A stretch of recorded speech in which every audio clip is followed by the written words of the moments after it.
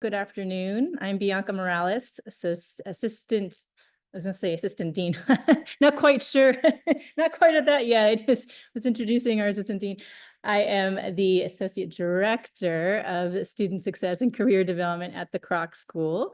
Welcome again to day 2 of our Kroc School Career Expo. The schedule is for today.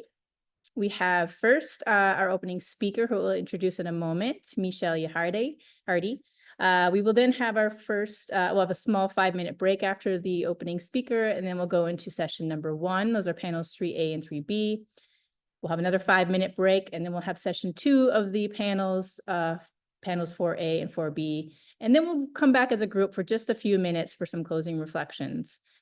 So the first panel we have today, following our opening speaker, will begin at 12:30. And they'll be in the same Zoom, but we'll go into breakout rooms. So we have Businesses for Good with Nico, Darras, and Sarah Payne. And then the other panel at that time is Mediation and Peacebuilding, where we have Anais Rivera, Jake Wild Crea, and Natalie Calderon. Then we'll have a 5-minute break as mentioned. And then the next panel will be starting at 1:25. That'll be Peace and Technology, or Peace Tech, with the CEO of Peace Geeks. That's Jennifer Freeman, who also has former Kroc connections. Dr. Anna Marbit, who's a professor at the School of Engineering. Then our second panel that session will be Environment and Climate Justice with Ali Salonis-Centurk, Senior Communications and Outreach Manager at the California Water Data Consortium, and Dr. Nicole Wisman, Assistant Professor at the Canal School of Business. It is my great honor and pleasure to introduce our opening speaker today, Michelle Ebony Hardy. So I'm going to read her bio to give an overview of some of the amazing things that Michelle has, and then I'll let her, of course, fill in her great experience. But Michelle Ebony Hardy is an executive producer, showrunner, director, writer, and public speaker. Although Michelle has lived throughout the United States, Brooklyn, New York is her home. When her mother died of lung cancer when she was just 15 years old, Michelle made a commitment to never give up on her dreams. Michelle graduated from high school and financed her own way through college. Michelle attended Iona College, where she received her bachelor's degree and became the first African-American to ever graduate with an English degree from this private university. Michelle received her master's degree from the USD, Kroc School, and was selected as a Dean Merit Scholar. Michelle's hard work and ambition landed her a highly competitive, highly sought-after role at the CBS Sports. As the business affairs manager, Michelle negotiated contracts for on-air talent, producers, and directors on the #1 sports network. Michelle decided to change her career goal, becoming a sports agent, began to pursue a career as a television and film producer, even having experience with Academy Award winner Denzel Washington in American Gangster and Academy Award-winning director Oliver Stone in the World Trade Center. And she also worked on the box office smash hit I Am Legend, starring Will Smith. Michelle is a motivational speaker to inner city youth and is a founder of Simply Me Women's Empowerment Program. Simply Me, or Magnifying Excellence, in New York City. The program created to encourage and empower young women who demonstrate the courage and willingness to go beyond their current circumstances and become leaders in school, as well as our communities. Michelle served as a representative to the United Nations in a special consultative status with the Economic and Social Council and the Department of Public Information. Finally, Michelle is the CEO of her own production company, Simply Me Productions, where she directed and produced the documentary Game Changers, an exclusive look at inclusion and diversity in Hollywood, and wrote and produced the short film Showrunner. Michelle is a co-owner of Key Time Productions, which creates and produces diverse types of content from animation to drama. So without further ado, I'd like to hand it over to Michelle to start us off and talking about just your experience at Kroc School and your very impressive career journey so far. Hello, I'm Michelle Ebony Hardy, and thank you so much, Bianca.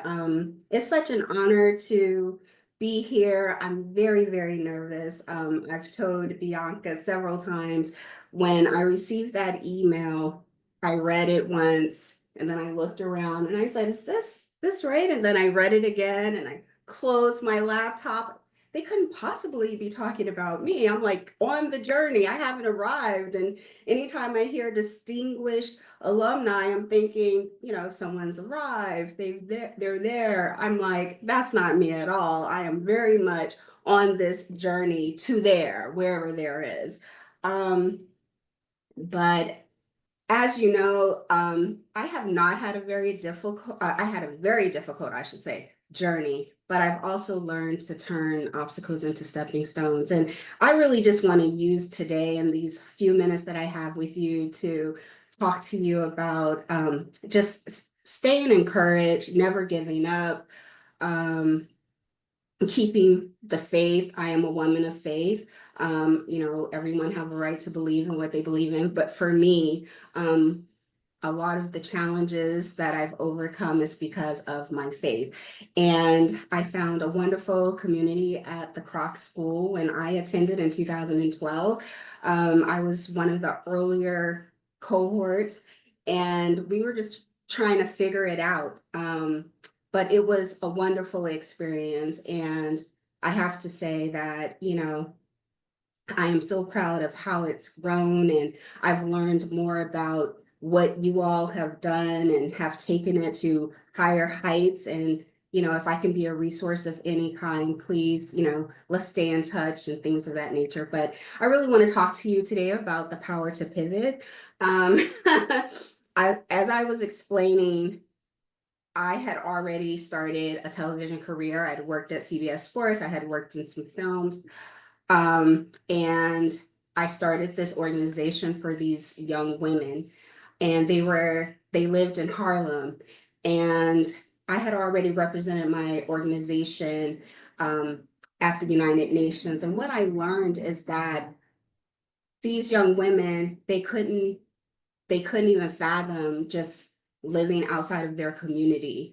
They didn't even know that the United Nations was literally an express train away from their neighborhood.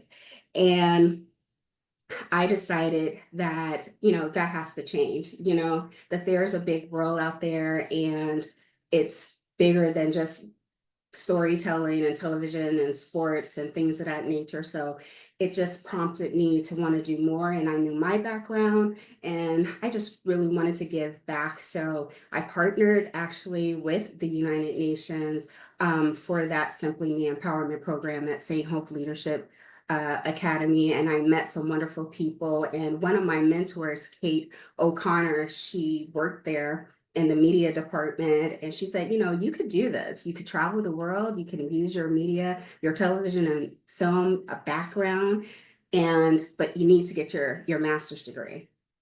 I was like, master's degree? I've been out of school for years and I didn't do that great in college. You know, I don't want to go back and get my master's degree. But she said, you want to, because you want to start on that professional level. And if you started without your master's degree, it's very hard to get out of that G level and things of that nature. So I attended New York University's graduate school fair, and that's where I met Marissa Alito. And she was, at the time, she was the program manager, and you know, she really sold this like Kroc School of Peace and Justice. And you know, she said, this is a great opportunity. You can, you know, I know you have a passion for addressing and solving global issues, but using your media experience, and this is a wonderful way to do so. And she just, you know, kept emailing me and staying in touch and things of that nature. So finally, you know, I took it seriously and I applied. I was accepted and I arrived. But I kept my place in Brooklyn because I knew I was coming back to New York, you know. I arrived and it opened up a brand new world for me. And one of the things that I realized that going there is that, you know, we are doers. We are people. We want to change the world. We see an issue. We want to get involved.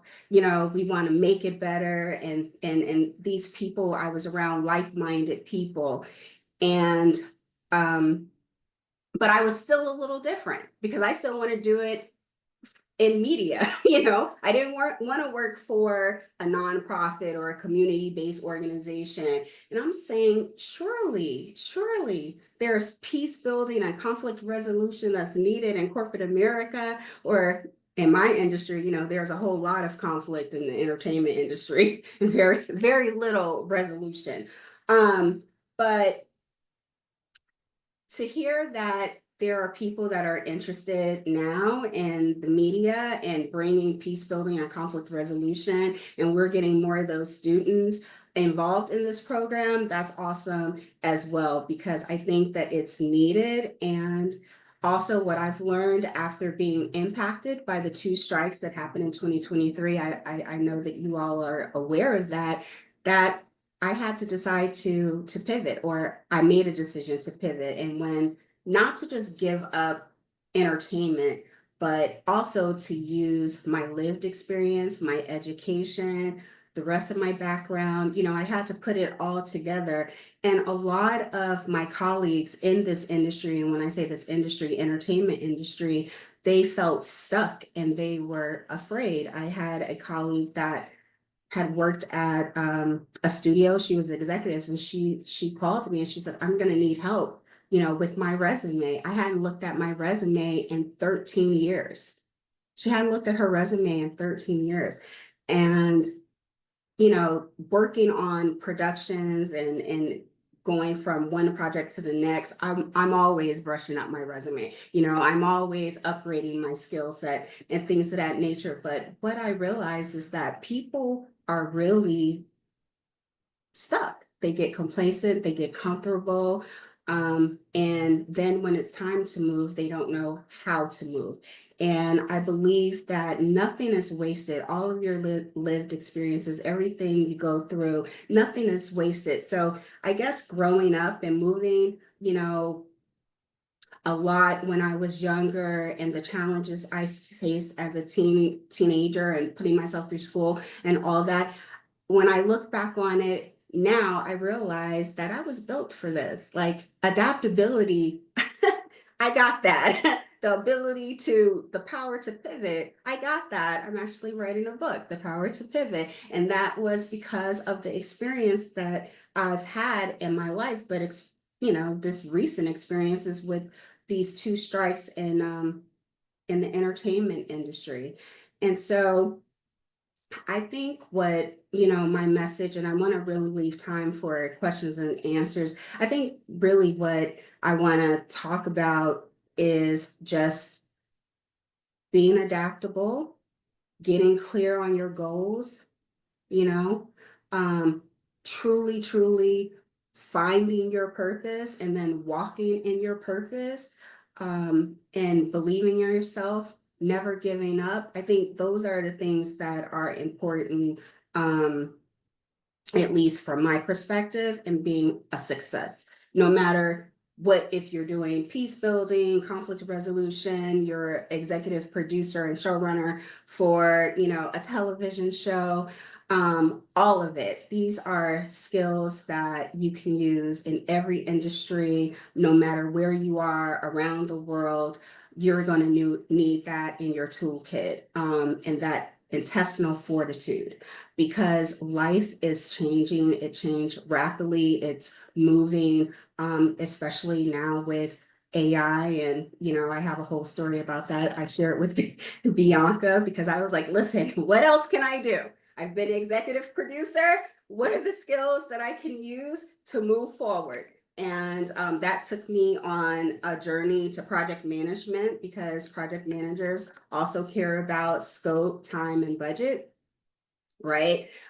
We have the same type of effective communication, creative problem solving, being a servant leader, all of those things. So these are all the things that I did as executive producer, I now do as a project manager. And one of the sticking points in the strike was artificial intelligence, right? So people are so afraid, and, you know, rightfully so. You can't just use people images forever and ever and they don't get paid, or you pay them once and then you're showing it on every platform known to man. So, but people really was adverse to artificial intelligence. And I thought to myself, it's here to stay, you know? So either I'm going to jump on that train and learn more about it, or I'm going to get ran over and get left behind. And so I decided, okay, I'm going to use my media experience, my curiosity for artificial intelligence, right? Still my passion for resolving and addressing and resolving global issues. How can I use that? And then I did some research and I spoke with, you know, a lot of people in the AI space, and I had an opportunity to, you know, consult with one of the premier world leaders and researchers, you know, Google and ChatGPT. And I realized there are a lot of opportunities, and you guys are going to hear about them, I'm sure, with one of the panelists for, you know, what is it, Peace Tech? You're going to hear about a lot of the opportunities in peace building and conflict resolution that I found. I had no idea. I had no idea that these opportunities were available for people that had, you know, master's degree in peace building and conflict resolution. So I'm just going to name a few, and then I'll turn it back over to Bianca or open it up for questions and answers. But, you know, there's the AI ethicist, right? Or AI ethics officer. That is a position that, you know, tech companies, they are looking for because they need to, you know, talk about like the ethical framework around, you know, the software and the use of AI. Also, I found that there's AI researchers, right? They focus on societal and economical and philosophical aspects of AI. I didn't even know. It's called a technology and peace building officer. I mean, who knew? Who knew this existed for us, right? So this is exciting. And I know that people have strong opinions about, you know, AI. You know, some people hate it, some people embrace it, but I'm just in my research and in, like I said, the time that I had to pivot because I realized that the entertainment industry right now is not thriving. It's actually at a standstill. And a lot of people are waiting for after the election or 2025 to see what's going to happen. And I've never been a wait to see type of person. I'm an action person. I take action, you know, I'm not going to wait for life to happen to me. So, you know, and listen, I need to slow down probably on that too, but you know, I am about creating opportunities. I don't want it to, you know, life to pass me by and I'm just standing still. But I was looking at some of these opportunities and I was so excited. I was because you don't have to just work at an NGO or a nonprofit. You know, everybody doesn't want to work at the UN. Everybody doesn't want to work at the World Bank. You know, people want to work in corporate America. You know what I mean? I remember talking to some of my classmates and I felt so bad. You know, they're talking about doing all these great things and working for all these wonderful nonprofits. And I'm like, I live in New York City. I need to make more money than this. So I'm going to take this peace building and conflict resolution and I'm going to work in a corporate America. And you guys do all the wonderful work. And nothing is wrong with that, but I'm a realist, you know, and now I live in Los Angeles, same thing. You know, I'm from one of the most expensive cities in the United States, and I live in one of the most expensive cities in the United States. So yeah, I did the research and I realized that there's opportunities. And so I'm on this journey with you all. I still, you know, do entertainment, but right now, like I said, my industry is at a standstill. And so I wanted to look at all of what encompass Michelle Ebony Hardy, right? I wanted to look at the education, the past professional experience, the lived experience. How can I put that together and pivot? And so, you know, that's pretty much it. Thank you, Michelle. A virtual clap, everybody can unmute and please speak up and ask a question of Michelle while we have her on the line. And I just want to say thank you for being what I've learned and what I've loved. You know, we've had a few conversations before this, but just listening to you and just being that trailblazer.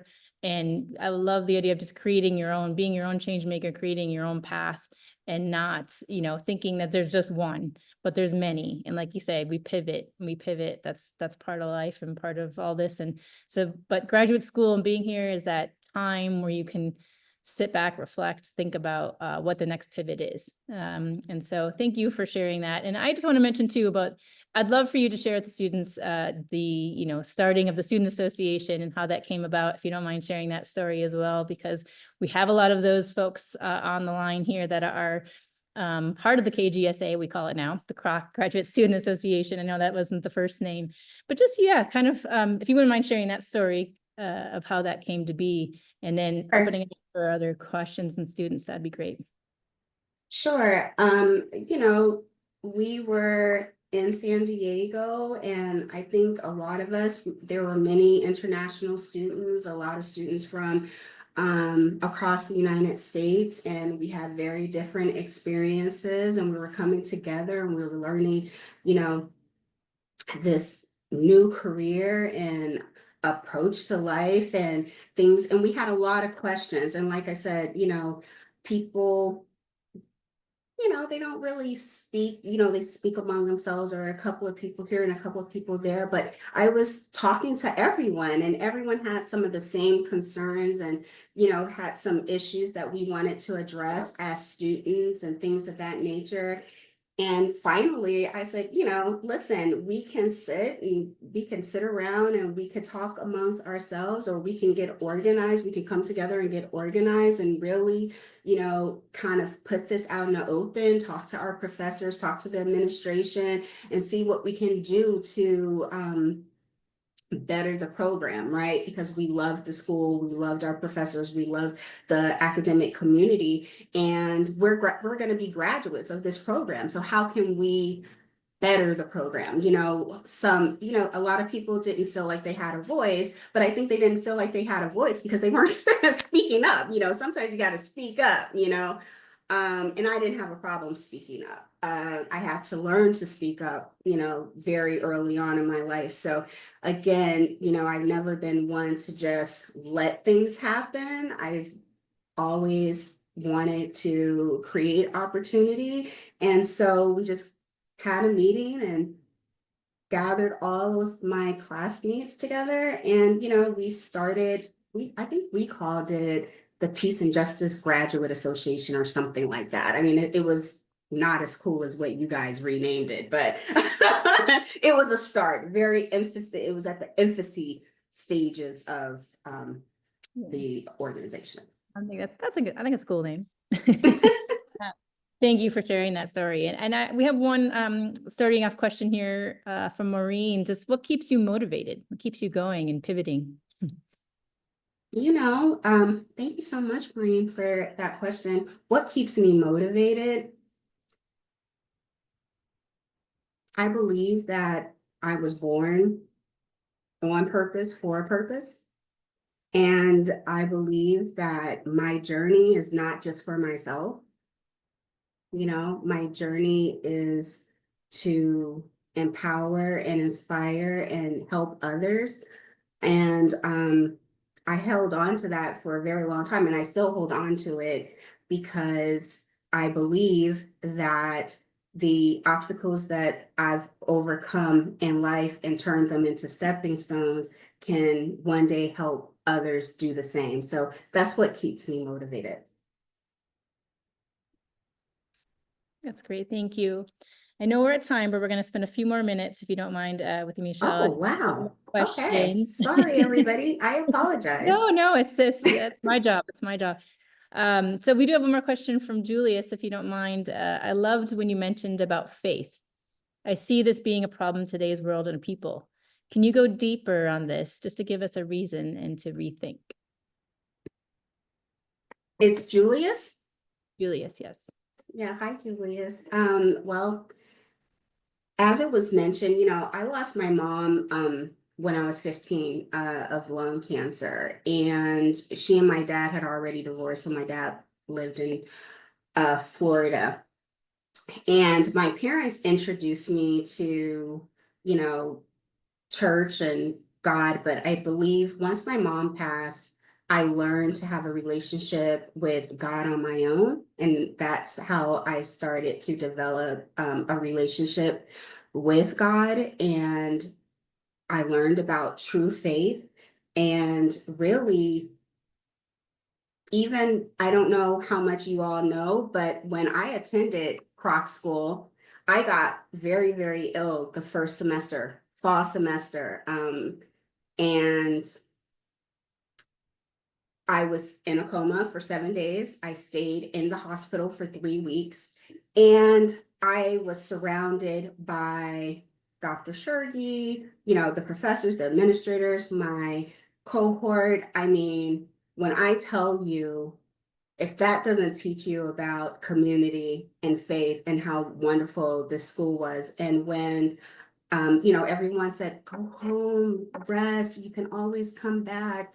And of course, me, pretty driven and ambitious. Oh no, I'm going to stay here over the winter break. I'm going to catch up on the work that I missed from the semester before so that I can stay current for the spring semester. And I remember my classmates, leaving me study material and just helping me. I would get a knock on the door because I stayed right there on Linda Vista. Do you guys still have graduate apartments down there? I'm not sure. Okay, so I lived there. And and I would get a knock on the door and I would open up a package and it's just with study materials and all of these things because people were really rooting for me. And that also helped me with my faith because I know that God put people around me that supported me.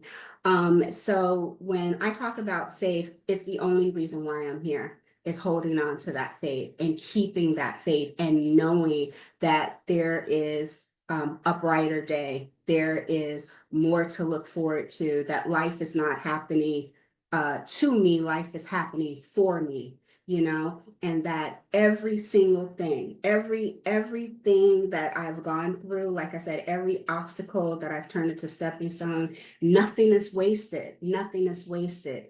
And that is why I'm here today, because I can look back and look at all the things that I've come through and know, okay, we have 2 strikes. They've lasted 8 months. You know what I mean? What else can you do? You've survived worse. What else? Get on it. Get on top of it, Michelle. So that's what helps me with my faith.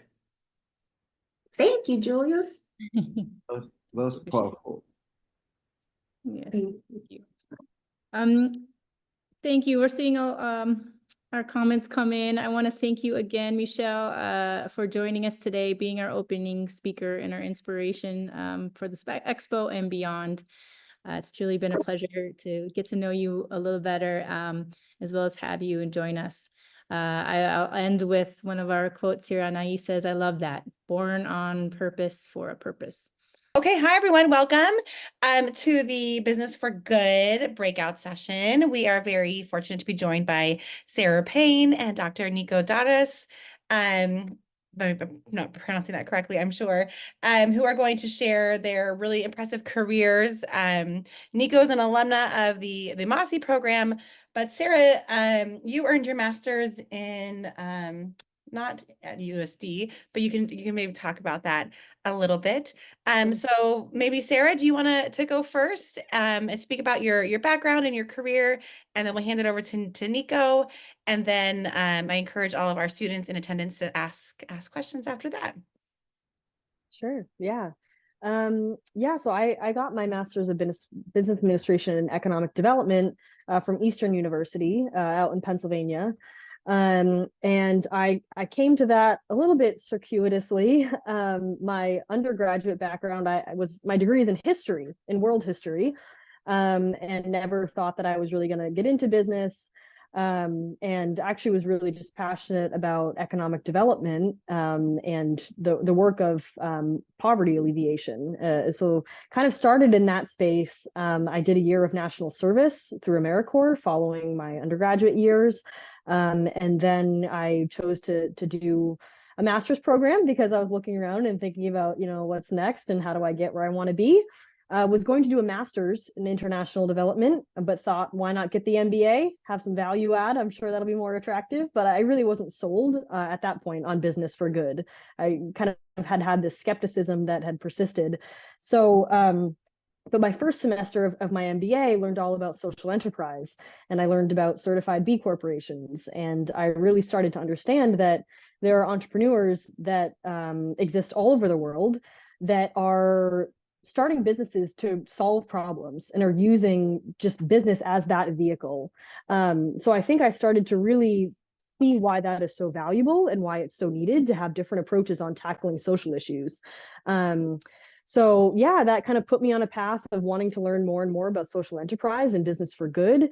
I did an internship at B Lab, which is the nonprofit behind the movement of certified B Corps, and then ended up at a small economic development nonprofit where I was doing impact consulting. So helping companies and organizations measure and improve their social and environmental impact. So did a variety of consulting kind of contracts there, and was there for 5 years. And most recently, I'm now the director of impact at the UnTours Foundation. And I'm happy to talk a little bit about that too, or yeah, answer any questions about my professional journey or whatever would be most useful for the group. Yeah, if you just want to share us a little bit about UnTours, then we can hand it over to Nico, and then we can go into questions. That'd be awesome. Thank you. Perfect. Yeah, so the UnTours Foundation was born out of a travel company called UnTours that started back in the early 1970s. It was started, our founder was someone who was pretty unique. He stumbled into business. He was an educator, and started running these tours to Europe for American tourists. And it was all focused on this idea of slow travel, getting people to actually be enmeshed in local communities, build relationships. And so kind of a different take that was pretty novel at the time. And so the company started to make money, but Hal, our founder, had taken a vow of poverty for religious reasons. And he didn't want anything to do with the profits of his company that was starting to do well. And so we tried a few ideas over time, and in the early 90s ended up starting the UnTours Foundation that receives 100% of the company's profits, and then does a bit of a unique thing. Most foundations invest most of their endowments and then use 5% to give grants. But the UnTours Foundation is unique in that it does 100% mission-aligned investing through its endowment. And so we, through all of those profits and other philanthropic contributions, we invest in other change-making businesses all over the world. So we've been doing that for 30 years, providing flexible and affordable investment capital to entrepreneurs who lack access, especially. That's a big focus area for us. So we've invested over $10 million to date to nearly 400 entrepreneurs. And yeah, with the whole goal of all of those companies are social enterprises. So we work across a variety of sort of impact areas, fair trade, slow fashion, ethical consumption, most recently travel and tourism. So linking back to our roots with the company. And so basically, I manage our portfolio of investments. So this is where my MBA is coming really in handy. So even though I don't have a background professionally in finance or in the tourism industry, that's what I do at the UnTours Foundation. So a bit of just supporting the foundation operationally. We're a small team, so everyone kind of has a role to play in fundraising and in operations. But what I get to do on a daily basis is talk with different companies that are out there changing the world, could use some support. And then I have the hard job of deciding who we get to fund. So yeah, it's a bit about where I am currently. Thank you so much. All right, Nico, your turn. So I thought I was pretty unique when I first got into business, that I was the accidental business person. And then now I kind of realize that everyone sort of stumbles into business.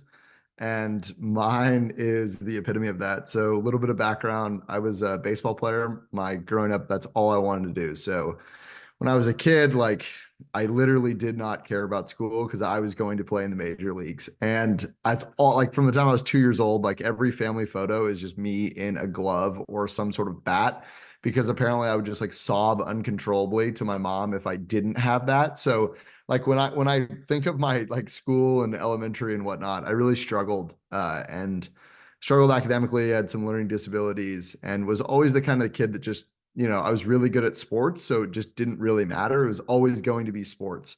But luckily, I got decent enough grades to play Division I baseball, and ended up playing at the University of Connecticut. And when I was there, my mom started 2 rape crisis centers for women and children. So conversations around feminism and sexual violence, domestic abuse, things like that were pretty commonplace at our kitchen table. I think kind of unlike most, families, that was just like not taboo. It was just very normal. And I was going to play in the major leagues. So I was already, thinking 10 years ahead of like, what am I going to do? What's my social impact going to be? And so I realized there was a massive sexual violence issue on my campus at UConn. I actually lived on something called the Rape Trail, and like you can Google that. It's a really like horrific thing, but there was this road that we all lived on, this country road, and like that was the name. And so I began working with our athletic department and our legal team at UConn. There was a huge sexual assault Title IX case that got resolved while I was working there. And ultimately, I ended up getting hurt a month before the Major League Draft. So my childhood dreams of 2-year-old Nico one day were gone. And so for any of you who have ever lost something that you love, I'm sure all of us have, it was a pretty crushing blow, to say the least, of 22 years of, every single day. Like I didn't go to parties. I didn't, I skipped weddings. I went to bed early. Like I played baseball. But that work ethic that I learned as a kid ultimately translated now as an adult, and as painful as it was then, to realize that, I now realize like that once you learn work and once you learn how to work, and more importantly, how to work creatively, I think more than anything, you can translate that. And was going to go to law school. My pops is a lawyer, but as I was looking at USD Law School, I saw MASI, and I was like, that sounds way cooler than going to law school. So I had no idea what it was. I applied, got in, and I think this is going to be an interesting story for students, especially where when I was at USD, I was fully planning on actually doing what Sarah did. I wanted to work for Tin Roof Ventures. I think it's Patagonia's. I think that's what it's called. And like I wanted to surf for the rest of my life, work for Tin Roof, and just like do B Corp. But I remembered going through the sexual violence training as an athlete, as a male athlete, and it is horrific. Like for anyone who's sat through like a corporate HR sexual assault training, like most of them are just awful. Now imagine you have, 40 to 50 or sometimes 200 male athletes in a room, and like it derails so quickly. So I launched a speaking business when I was at USD, and I traveled for better part of 3 years. I ended up becoming one of NCAA's consultants in DE&I and specifically sexual violence. So I traveled the country speaking to male athletes about domestic abuse, consent, you name it, had some of the most fun conversations ever. And just as my business was really taking off, COVID happened. And I couldn't do it remote because the conversations that I was having were way too intimate, and more importantly, like pretty stressful, I think, to have on Zoom. And I didn't know when it was gonna ever come back, and ultimately it never did. But at the same time, again, I'm a first semester doctoral student at Pepperdine. Funny story about, by the way, how I got there. I made my mom made me a bet. She said that if you apply to one, you have to apply to one school. I don't remember what we were doing. She's like, come on, just like apply to one school. Like if you get in, you get in. And I was like, I'll never get in. Pepperdine has this like great education program. I'm not an educator. And I like unaccidentally got in. So then I had to go.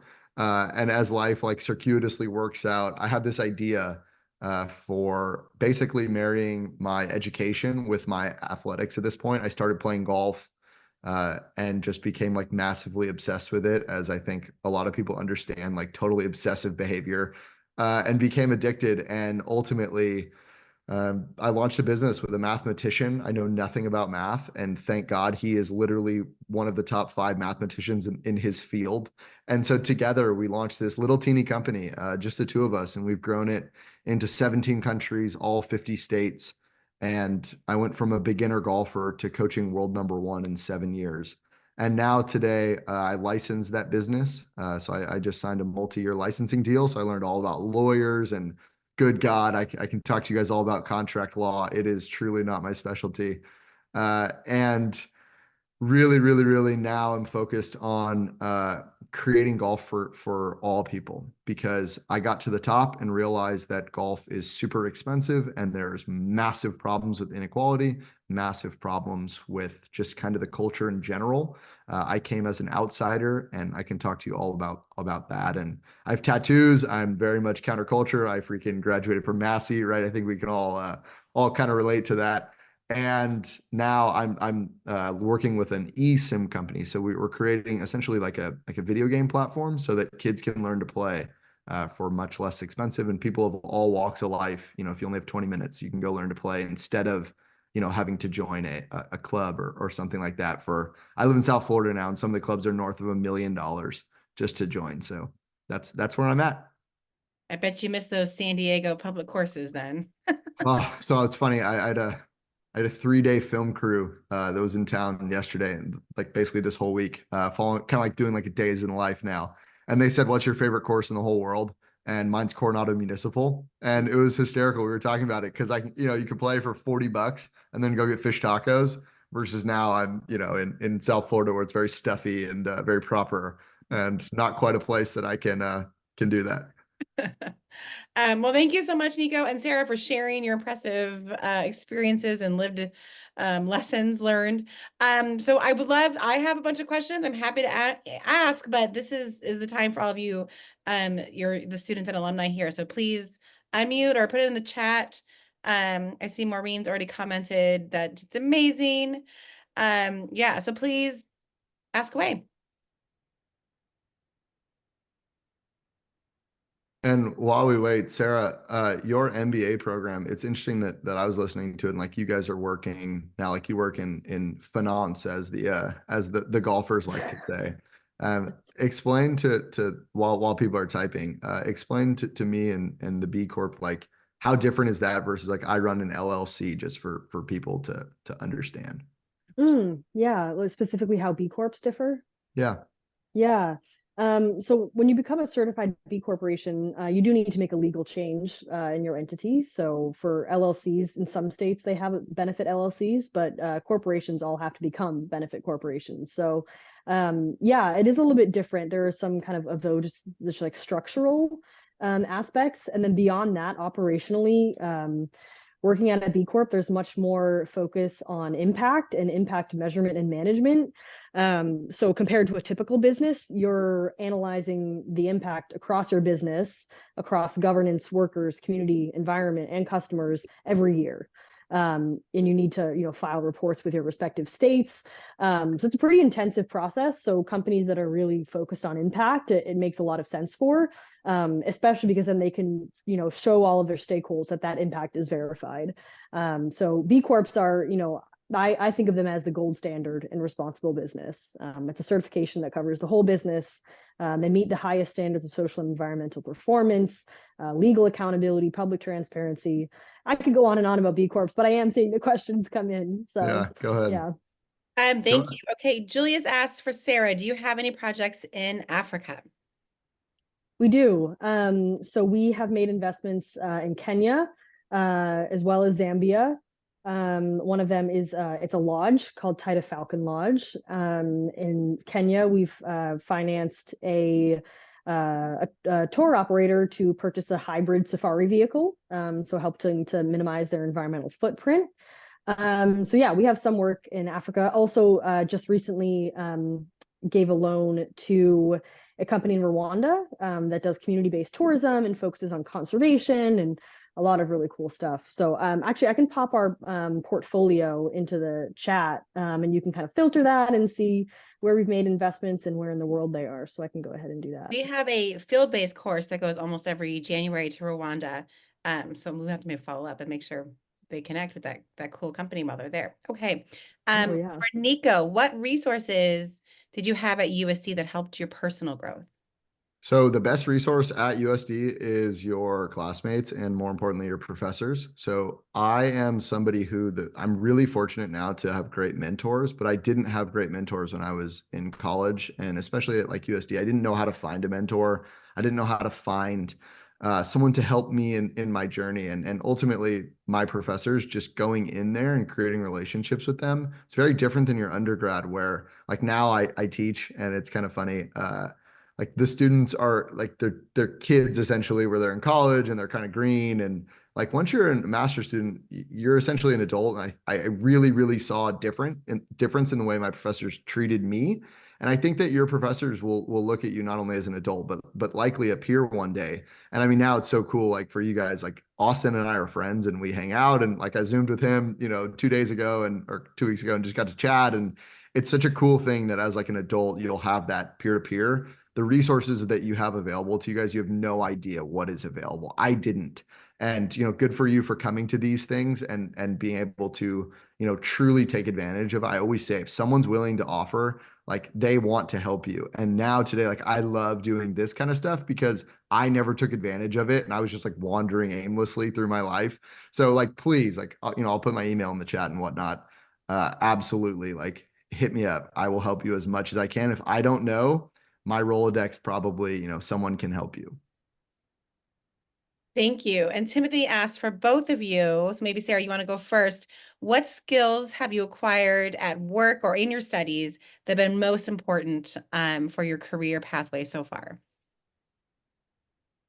That's an excellent question. I'm curious, Nico, what your answer on this is, but happy to try and go first. I mean, I think for me, one of the skills, I don't know if it's necessarily at work or in my studies, but I really think, not to kind of be very cliche in this answer, but it's a lot of the soft skills.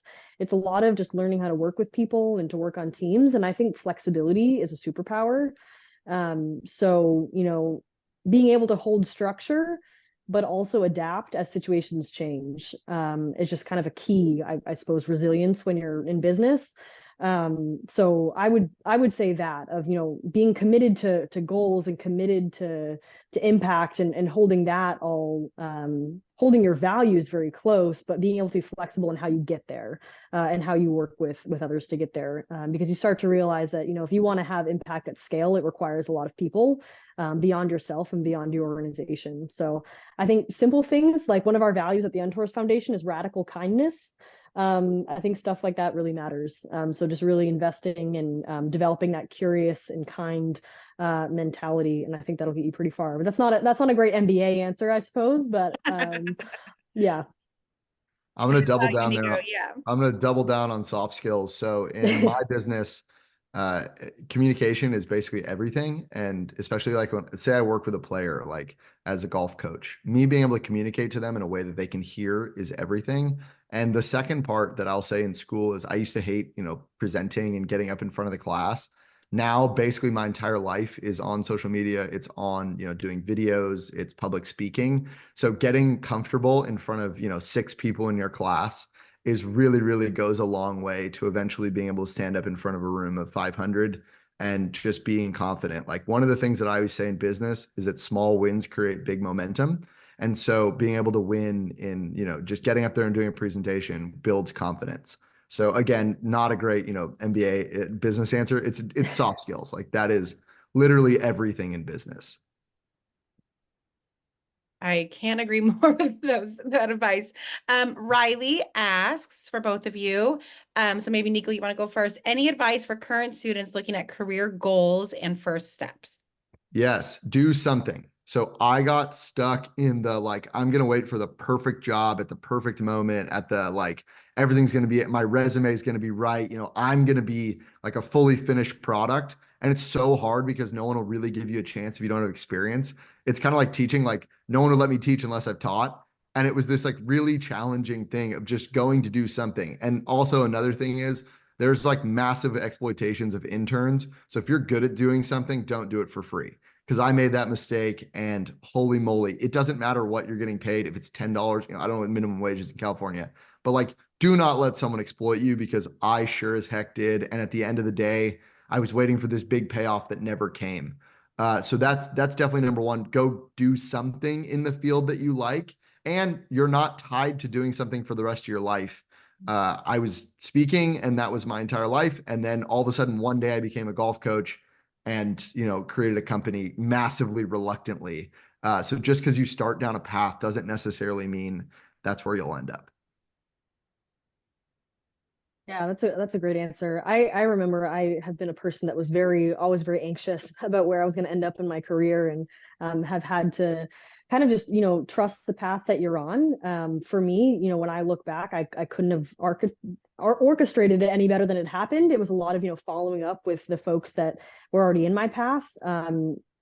College professor was the way that I actually got, my first job after my MBA, was just simply circling back. But yeah, my advice would be, I mean, again, some of this is maybe cliche, but thinking through, where do you want to end up, and then look at how did those people get there. So if you see someone that really impresses you, or an organization that just really speaks to you, look and see like who works there. How did they get there? Reach out, network on LinkedIn, ask for informational chats. The other thing, if you're thinking about like where you specifically want to end up, I've heard this kind of adage that, jealousy can be useful. Like if you start being like, oh man, I wish I had that job though. Like why? What specifically is it about that? And how do you, instead of seeing that as, threatening, I mean, connect, like people that are doing the thing that you want to do, just reach out. And so again, I guess I point back to relationships, but yeah, and I think just trusting the process, trusting that, if you're putting out the right feelers and you're kind of in the right headspace about it, and not in that anxious headspace that I was in for so long, things really do, I think, work to our benefit in a lot of ways. So yeah, follow your intuition. For me, doing a year of national service was great, just getting involved at, a nonprofit and seeing how those are run. So yeah. Thank you both. Helen, do you want to ask your question? Yes, thank you. Hi, everybody. Thank you, Sarah. Thank you, Dr. Nico, so much for being inspirational. Especially Dr. Nico, you give me so much hope, because I'm second year MAPJ, and I worked in the peace building field for 4+ years in Burma at a peace fund. But because of trauma, I'm currently doing MASI courses in my MAPJ program, which is insane, like impact evaluation and social entrepreneurship, because I'm struggling with deciding like choosing a career path after graduation, including considering doing a PhD or an EDD, which you did. I stalked your LinkedIn profile. I did. Yeah, and I wanted to ask you more about it. I mean, you mentioned that a little bit earlier, like you got into it, you did not expect it, but also, giving the fact that I'm not an educator, like you said earlier, probably getting tips from you, like how to go about it, would be very useful. Thank you. Yeah, so first of all, congratulations on the work that you're doing. Sounds so impactful, and good on you for where you're at. I wish that in retrospect, I would have congratulated myself more about the achievements. Like you're in a master's program, like that's amazing. So to start there, that's something that I've had to work on massively as an adult. So like take a deep breath, like you're doing great. As a doctorate, do it. So everyone tried to talk me out of it. And all the people that I talked to, like it's a weird thing where you mostly hear from people who fail, that do super challenging things. Very rarely do you hear from people who like succeeded and loved it. And I will tell you the truth. There's 22 people that started. I'm the only one who graduated in my cohort. And I probably came in, if you were going to power rank like 1 through 22, I was probably like 21. I think there was one just like, I don't know how that person even signed. They probably lost. But I was probably like right there in terms of like who was going to make it, if we were like betting on candidates. And I think having that just like underdog mentality of I will not quit, and I will do whatever it takes. Like that for me was like the best way that I literally looked at it like the military. Like I found a swim buddy. They always talk about that in Navy SEALs. I found a swim buddy. It was an African woman named Sade, who was she was my girl. And we just sucked through it together. Like it's not fun. It's really challenging. But I actually like kind of loved the work, if that makes sense. And the more school that I did, I hated high school. College kind of sucked. I liked my master's. I loved my doctorate. And so there's like massive encouragement for you where like it got more fun as I got to learn more. And as my professors were super engaging. I talked about that with Austin, right? Where they're super engaging. And I really loved the work, which made everything else worthwhile. And I just treated it like anything else, little chunks. In terms of, we can talk all about that offline, in terms of strategies, but like seriously do it. Like that's the thing that I tell people, like, if you're even on the fence, if there's like there's a little fire in your stomach, like go do it, apply. I didn't get into my first one, that I applied to, and I got into Pepperdine, and it was the best thing that ever happened to me. Okay, awesome. I would love to connect with you. Yeah. Shoot me an email, Thank you. please. Thank you. Okay, Nico, here's another one for you from Charlotte. I'm currently working as a sexual assault victim advocate at a rape crisis center and plan to get involved in gender-based violence education and prevention. How did you get involved in traveling around the country giving talks on sexual violence? Wow. So good on you again. One of those things, like massive congratulations to you for the work you're doing. It's so important. And you're already doing great work as an advocate, at your center. I got involved in it. I went to conferences by myself, and I didn't know a single soul in the athletic like space. And it's an entire business. Believe me, college athletics is a really nasty, corporate structure where, you know, they eat their own, and it was really difficult to break in. Getting my first client at 24 and letting me get up on stage completely unproven was really challenging. You have more credibility already working at a rape crisis center, so like start there. Like massive congrats. It was really just took so much time, emails. I mean, this is the part that no one talks about business. Like I failed for basically a year with zero progress. And then all of a sudden, like one day an email popped up and I got a job. And then another email popped up and then another one. Basically, I was like head in the sand for a year, just cold emailing people. Same way Sarah talked about, LinkedIn, email, conferences, and I saw zero progress. That's the hard part about business. It's, it's not linear in terms of how it goes. It feels like you're on kind of a zigzag, and then you fall, and then you're up, and then it's down. And so for you, find what you're good at. I found that I was able to speak to male athletes. That was my demographic that was able to hear me. So for you, find the people that you can speak to and that listen and hear your voice, your story, and whatnot. That's my advice. Thank you. Another one from Julius for both of you. So Sarah, maybe you can go first. So exciting in what you guys are becoming out at the end of the day. That aside, it looks easy because of the many advantages that you have. Any advice for international students that come from different parts of the world that do not have such privileges with options and opportunities? Yeah, thanks for the comment, and the question here. I mean, privilege is real. Absolutely. And so, yeah, I've been fortunate, in my upbringing, in my education, the ability to, go to the college that I did and to do an MBA program. So yeah, absolutely. I think it's important to acknowledge those things. I will say, I feel like there are, I personally feel, having a global perspective on things is so valuable. So for international students, bringing that, I mean, to any environment, but, especially, being a student in the United States, I think that is almost a benefit to be able to kind of see the world from a different angle. That can be a value add, I think, in a lot of places, is that you have that more global perspective. And so I think, leaning into what you do have, taking stock of, what are the advantages that you can bring in, and maybe like thinking about the privilege that you have in a different way, even, because I think all of us, they're all assets and strengths that we can build upon. And so I think just, leaning into those. And yeah, also, I mean, I think a lot of the same kind of strategies that we've been talking about, in terms of just really being disciplined, like being a dreamer, but also being disciplined in how you go about anything, honestly, but especially in, as you seek out opportunities. And yeah, just playing to your strengths. I wish I had a better answer around, some of the inequities that we see on a systemic level. And, in a lot of ways, I feel like the work that I'm doing in the organization that I'm at is addressing some of those. But yeah, I mean, this is a whole structural kind of conversation as well that, would love to, continue offline. I think this is a great topic.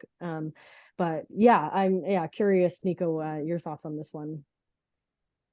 Yeah, the long answer I think is best offline, understanding what your unique challenges are. But I'm gonna double down on what Sarah said again.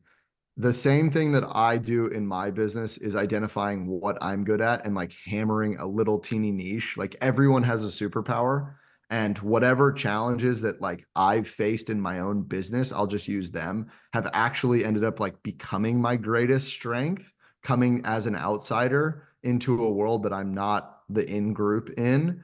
It's not easy, believe me, like it's super challenging, but it's ultimately become what I've been able to maximize the most. So again, like super long offline answer, but like my like super short one, I know we have another question, is basically doubling down on what Sarah said. Okay, Timothy, you want to ask your question? Yes, thank you again for your inspiring words so far. And maybe in a short sentence or a few words, what do you both of you find most challenging, but also what brings you the most joy in your work currently? Do you want to go ahead, Sarah? Sure. I'm going to start with what brings me most joy because I can think of a very tangible example. I always love in this kind of digital age, and we do work across the globe when I get to meet people in person. So I got connected with an entrepreneur actually here in San Diego that was doing training to be an occupational therapist. And for one of her capstone projects at school, she designed these mats that helped adaptive surfers get to the water. It's called Access Tracks. It's super cool. Met her for coffee. Was great to just have that one-on-one conversation and personal connection. And we went through the process of, underwriting a loan and just getting to know the business. And then we, were able to pass it through our leadership and a committee to make the investment. And so I sent her this, technical email, like, we want to move forward and how do these terms look? And she called me and left this voicemail that she was saying, like, I am jumping up and down. This means the world to me. Like, it's so awesome that like you guys, like, thank you for believing in me, like, and trusting me with these funds. And that was just like, I mean, can you ask for anything more than that? Like knowing that the thing that you're doing is received on the other end with such energy and enthusiasm. So it's really that kind of like human level of getting to be part of someone's journey and to encourage them, along the way. So yeah, I would say that's a part of my job that I just absolutely adore because I love talking about like an abstract about a lot of these things, but it's, when you see it in real time and actually like feel like you made a difference somehow to someone's journey is just awesome. I would say challenges. I mean, I'm just coming off a really busy time. So I think it's just always prioritizing. And so just, how to deal with the busyness. Sometimes, I'm simply not able to do everything that I want to do in a day or a week or and having that grace with myself. So yeah, I feel like that's the challenge that is most top of mind, at least for me right now, is, you having your priorities and making sure that the core things you need to do are getting done, and then not worrying too much or being too hard on yourself when, the things that are ancillary are deprioritized, I suppose. So that it's just a constant juggle for me with a small team working at a nonprofit, and we do a lot of work. So yeah, but it's a marathon, it's not a sprint. So. To add on to that, I'll start with my biggest challenge is that it's basically just me. I've two employees essentially, and so I am everything. I'm the CEO. I'm the one who responds to your emails. I'm doing social media content. I had to learn how to do social media. I'd never done it. I had to learn how to video edit. I had to learn how to do all of those things, build a website because a website's $50,000. I didn't have that. I was spending $10,000 a month at one point on Instagram ads, and they sucked. So something again that no one tells you is you could have the best business in the world, but if you can't market it, no one hears about it. And so I had to learn how to shoot social media content and stay up with, the change in the algorithms and all those things that you never know if you're doing the right thing because I don't have a boss. So talk about time management. No one tells me what to do. So if I want to sleep in till 10, I can do that, but then the work doesn't get done. So you never ever take that deep breath, like after a long day of like, oh, I'm so relaxed. I remember being a valet. I was a valet when I was at USD. And like at the end of a long shift, you just put your feet up, I'd go get ice cream and like the day's done, but my day doesn't end. Like my girlfriend one night, I was cracking up. It was 2 a.m. and I'm like feverishly texting a colleague of mine. And she like looks at me, she was like, "Are you cheating on me? Like, who are you talking to?" I was like, "No, no, no, it's this like idea. Like, it's just, it was 2 a.m. and I was just like, can't stop." So I never get a day off because it's my baby. So like, for example, on vacation, I'm working. I don't have a work-life balance, essentially. I've worked really, really, really hard on creating that. But as an entrepreneur, you burn out because it's just you every single day, all day. And there's no one to tell you to take a break. Now, on the flip side of like my greatest joys is building. So some entrepreneurs like the end result. I actually don't. I enjoy the building process. Once I had signed my licensing deal, I was actually super sad because then for the first time in my life, I was getting a paycheck and I didn't have that like, the carrot, you're just chasing and chasing and chasing. And so now I've been able to like reflect and realize how important, we sound silly, but like self-care is, and looking back and realizing that I was driving my car on empty basically every day. And so the challenge is also simultaneously the best part. It's the grind every single day. And like, we always say like we're sprinting a marathon as business owners, and it's just like a ton of fun in that side. But it also sucks because, at 2 a.m. like I'm awake thinking of the business. I'm excited to have you all here. I'm Daria Thompson, Program Manager with the Kroc School, and I'm going to be moderating this panel. And we have two amazing panelists with us. Jake, unfortunately, couldn't join last minute, but we have Anais and Natalie here, both representing the National Conflict Resolution Center. And I will let them really dive deeper into sharing more. So each of our panelists will have about 7 minutes or so. You could probably go a little longer since there's two. Just to really share about your career journey and your kind of professional experience right now. And then at the end, we'll open up kind of question and answer, more of a dialogue with our guests, and any questions you have. For those in the room, feel free to send things in the chat too as folks are talking. And with that, we'll get started. So I'm going to have Anais go first, and then we'll hear from Natalie. So thank you both for being here. Yeah, thank you so much for having me. So as Daria mentioned, my name is Anais Rivera, and currently I work as a restorative justice practices in schools specialist. It's like the longest title ever, for the National Conflict Resolution Center. Basically where I train staff, educators, implement restorative circles, and support conflict resolution in schools. Particularly in the Oceanside Unified School District. And so, although I work for NCRC, I am rarely ever at the actual NCRC office because I'm contracted through the school district. So I spend most of my days in Oceanside, which is a crazy commute because I still live in Central San Diego, really, doing the work. And to be honest, my day can range from it looks so different every single day, which I really appreciate, but I could be leading trainings for staff, both certificated and classified, facilitating listening circles for students, families, staff, community members, leading presentations on inclusion and belonging or other related topics for students, partnering with folks to address chronic absenteeism, holding mediation, supporting affinity group, like it goes on and on, like mentorship, facilitating reintegration circles. It's really all over the place. And I work for the 22 different school sites. So some days I'm working with TK kindergartners, other days I'm working with high schoolers, middle schoolers. There are 3 of my campuses are on Camp Pendleton's base. So it's a very like nuanced role.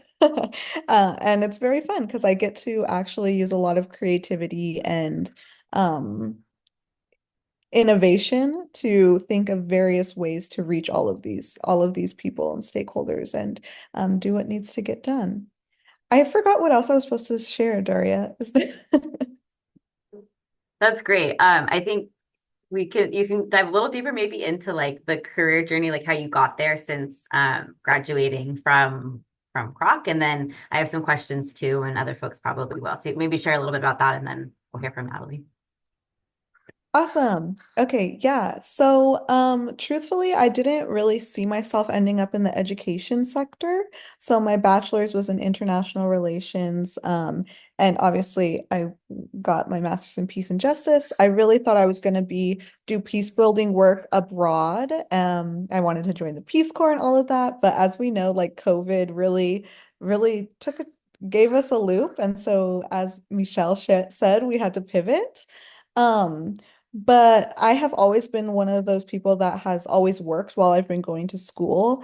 And so I found myself in these education spaces, whether that was coaching, mentoring, tutoring, eventually teaching, being an instructional support in schools for San Diego Unified District, as well as a behavior interventionist. And I really found my love in supporting students.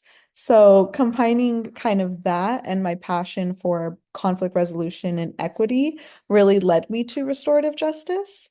Um, I think it's funny because when I was in the Kroc School, I learned about restorative justice as like a concept, but I realized that I was already doing all of the I was basically already doing those and implementing the principles with the students that I worked with every single day. Um, like I was like, this is the way that I lead my life. These are the principles that I already hold dear. So it was really like a no-brainer for me. Um, and yeah, I also got my role while I was still in school, like in my master's program. I hadn't even completed my master's yet when I got on with NCRC. And so I was truthfully very lucky, but I think that, I don't say no to any opportunities that arise because I think like if it's coming to me right now, all right, let's try it out and see if it works. And if not, I can always like revisit. But what's that saying? You miss 100% of the shots that you don't take. So so yeah, that's kind of how I ended up in this role now. Awesome. Thank you so much for sharing that. It's great to think about, like, yeah, the opportunities that you don't know about, and then sometimes they just lead you to where you didn't know you wanted to be. Well, thank you, Anais. We'll hear from Natalie, similar, kind of talking about a little bit about what you do and how you got there, and then we'll open up for kind of questions and discussion. Sure. Yeah. Hi. And it's very nice to be here today. So thank you for inviting us, like Anais mentioned. So my role at NCRC is a trainer. And so very much kind of like Anais, although I work for NCRC, I only go to the downtown office about once a year usually. Essentially what I do day to day is I travel around the San Diego Riverside area and we teach classes. So as Anais mentioned, her role is in the school. And so we have some other folks in colleges, and then everywhere we don't have someone physically placed, the trainers kind of drive around and try to hit up. So we go to nonprofits, we go to all kinds of different companies and organizations, and just talk about conflict resolution. We talk about communication skills, and if we identify that an organization needs a little bit more focused conflict resolution, then we go in and do some more additional work. So kind of the career track that I took, my parents actually immigrated from Peru a few years before I was born. So that really set the stage for me. I always heard from them that they wanted me to give back. And so right after graduating high school, I joined the military. And in the military, one of my first jobs was teaching. So that's kind of what got me into feeling very comfortable public speaking and sharing knowledge that I had. So the first thing I did was actually taught folks, it sounds a little odd, but it's how to react to chemical and biological attacks. I know it sounds weird, but I did that for about 8 years. And then I pivoted to do law enforcement. So I was a criminal investigator for the next 10 years in the military. And I absolutely loved that work. It was so different every day. It was very challenging, but it was also super heavy stuff. As I got a little bit more experience in criminal investigations, I moved to NCIS where I worked for 3 years. And again, super great work, but it's just a lot of, it's first of all, just the time commitment. It's 24-hour shifts all the time. And then it's just heavy. I would interview victims of crimes every day, sometimes multiple victims. And that's where I kind of started like shifting this mindset. So I was like in the punitive law enforcement side, right? And as we would interview folks and witnesses and victims of crimes, we would hear that these tensions and these conflicts had been building for weeks or months or years. And I would just hear things had been escalating and no one really knew how to step in, or no one really knew how to de-escalate things and what to say. And so I was like, there has to be a solution where we get involved prior to police showing up, right? Prior to it growing where a crime has actually occurred. So that's what led me to Kroc School. So I retired from the military after 18 years and I wanted to use my GI Bill. So I heard all about the Peace and Justice program, and I felt like it was just such a perfect pivot to use the experience I had, solving crimes, but kind of looking at it more of a restorative, with a restorative lens instead of a punitive lens. And then really what brought me to NCRC was the graduate student consultancy. So I absolutely love that program. We had so many professors that were really wanted to listen to what your passion is, and they are so well connected in the community and all the organizations that we work with. And so I think it was a professor that's no longer there now, but anyway, I just went to office hours and I talked about my passion. I talked about what I wanted to do, and they're like, you ever heard of this place called NCRC? And so I started there as a graduate consultant, and then was hired full time to be a trainer. Awesome. Thank you for sharing all of that, Natalie. I'm hearing this theme of pivoting today. It keeps coming up from Michelle to Anais to Natalie. Well, thank you all for sharing. Again, those in the room, if you have questions, feel free to unmute and ask them, or raise your hand or send them in the chat. But maybe just a question to start for both of you, because you both kind of talked about finding your passion through these opportunities that led you to where you are now. So what does working into your passion look like? What are the successes with that? Maybe the challenges, or even if you're still exploring that. Whoever wants to go first. Yeah. I'd be happy to go first if that's okay. Okay. Yeah, I actually had seen some of the prompts and I was thinking about this quite a bit. And to me, it was all about just being relentless in pursuing what I wanted. And I was thinking about it when I was in the military. As I mentioned, I had already had a few positions where I had taught. And so I really wanted to do that, but I was in a position that wasn't part of my role. And so every time I met with my supervisor, I was like, so, any chance I could get into an instructor position? They're like, no, that's not your job. No, just do your job, and I'm like, okay. And I would wait until the next opportunity to be like, any chance I can? And they're like, no. And I'm like, all right. And I would just wait and wait and wait. And I remember at one meeting, finally, they're like, if we finally give you that chance, will you shut up and stop asking me? And I'm like, yeah. 100%. And they're like, cool, you're going next week.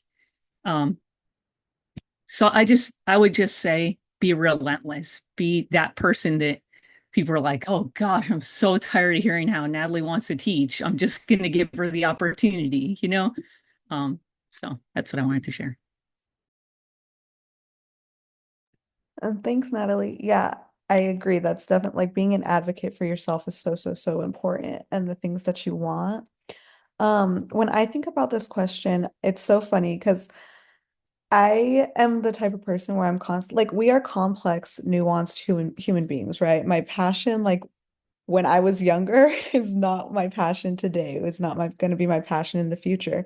And so I always want to leave room for myself to explore the multiple passions that I have, the nuances of every part of my being.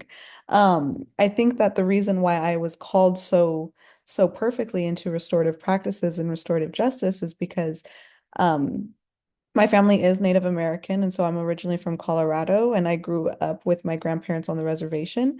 And so I'm struggling a bit in the education realm of restorative justice because oftentimes people see RJ as a thing that can be taught.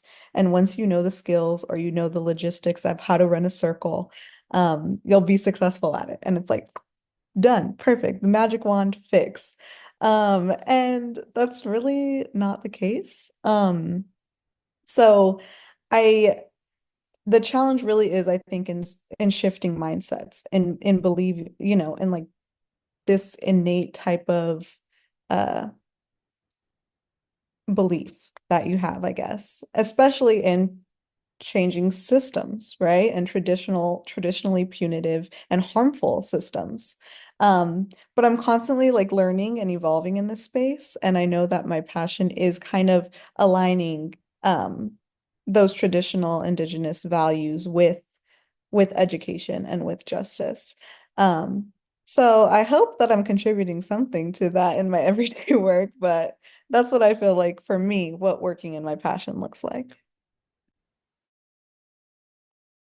I love that. Thank you both for sharing.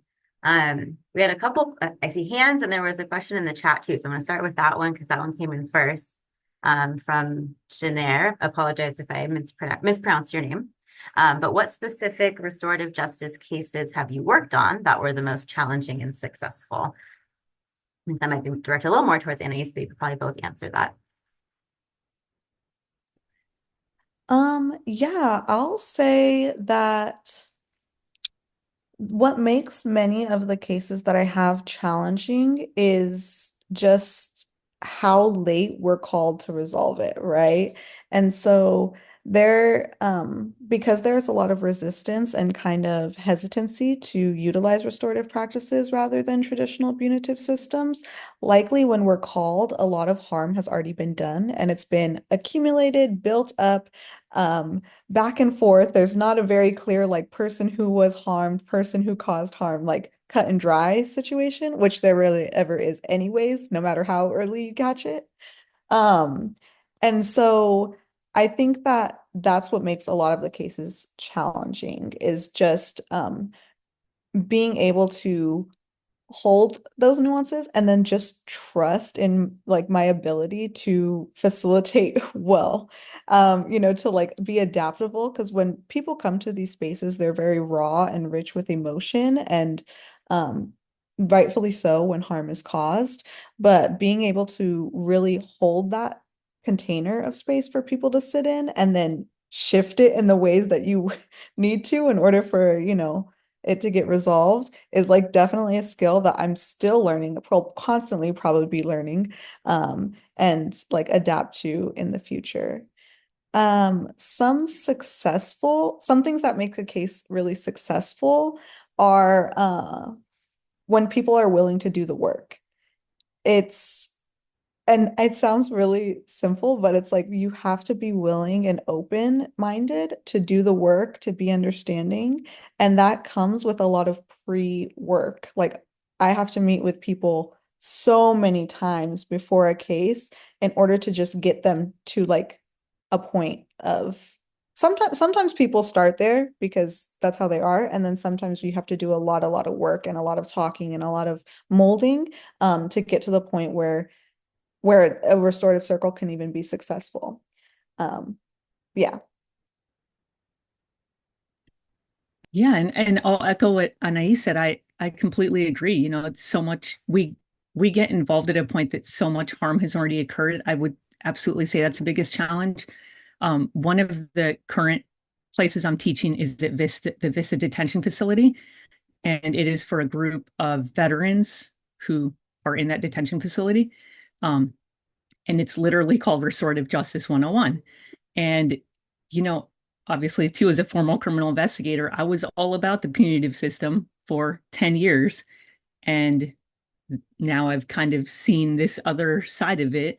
And especially those veterans that are in that module that I teach. I mean, they have all these other things that have brought them to that point, right? They've possibly been in combat. They have PTSD, anxiety, depression, substance abuse, alcoholism. And so you're kind of taking that all in and trying to teach them that just because the current system that brought them there was punitive, there's still a restorative side of things. And that's quite an uphill battle sometimes, but it's also my biggest success. I mean, I've cried several times in that series.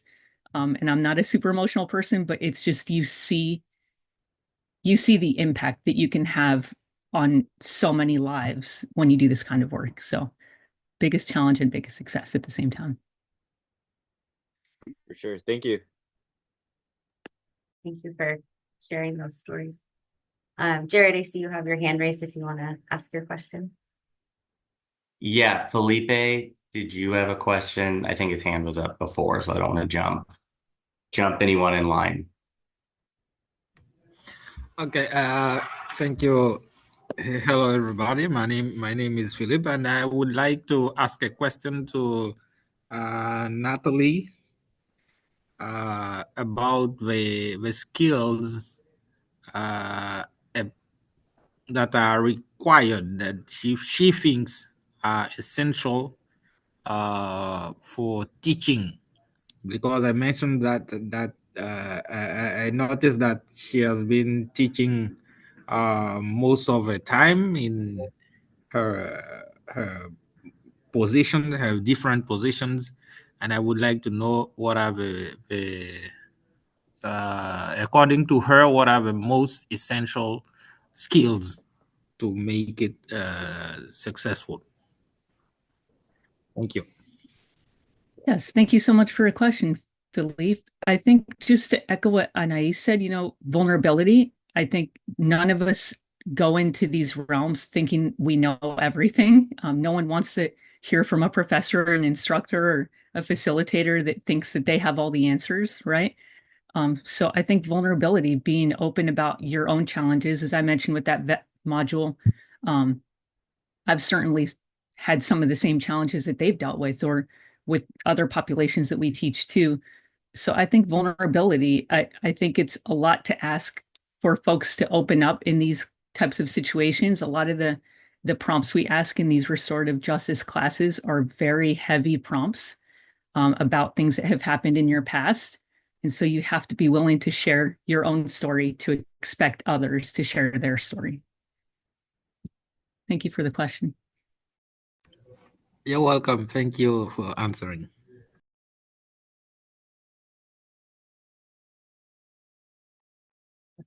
Okay. Go ahead, Jared. Hi, I'm Jared. Nice to meet you both. I actually do work in the mediation space as well. I'm up in San Francisco doing that kind of work, and our focus is very narrow. So we're doing like housing disputes and have very specific grants for that, kind of adjacent to the courts of San Francisco. What is like NCRC's kind of model? It sounds like you are kind of in a lot of different spheres. Is it more like grassroots oriented? Is it connected to kind of different city projects? Kind of what's the scope of the work, and then kind of where's the funding from that come from?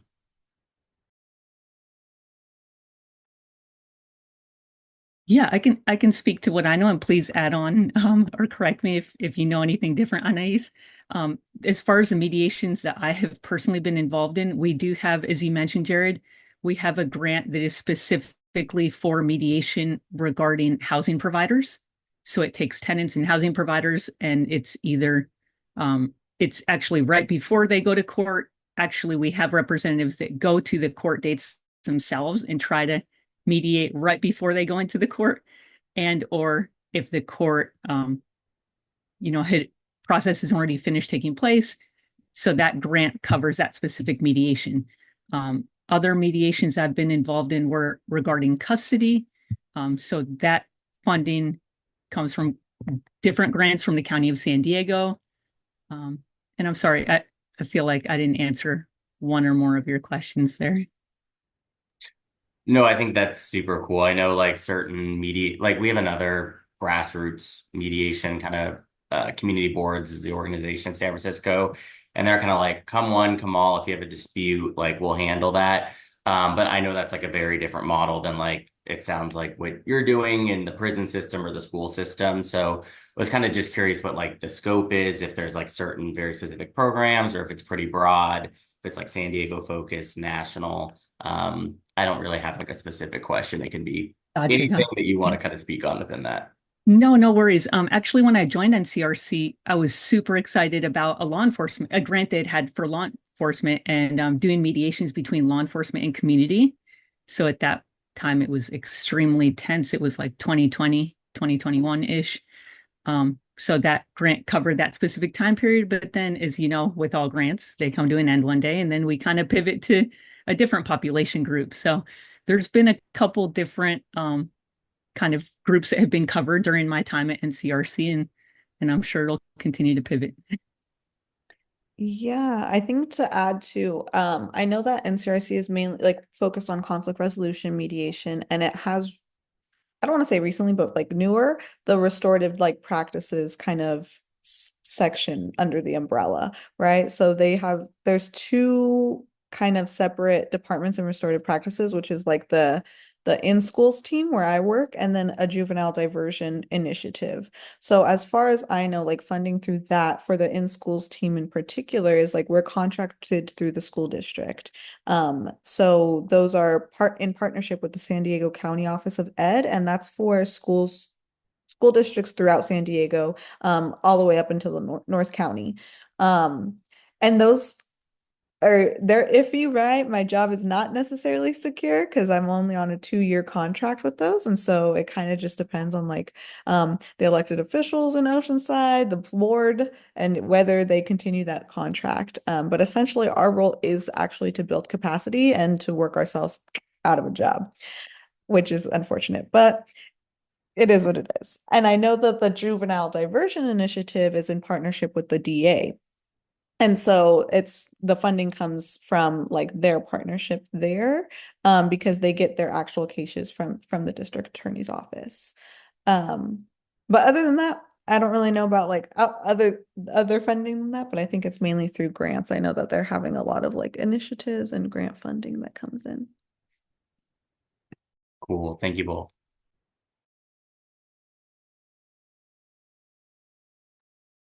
Thank you. These are great questions.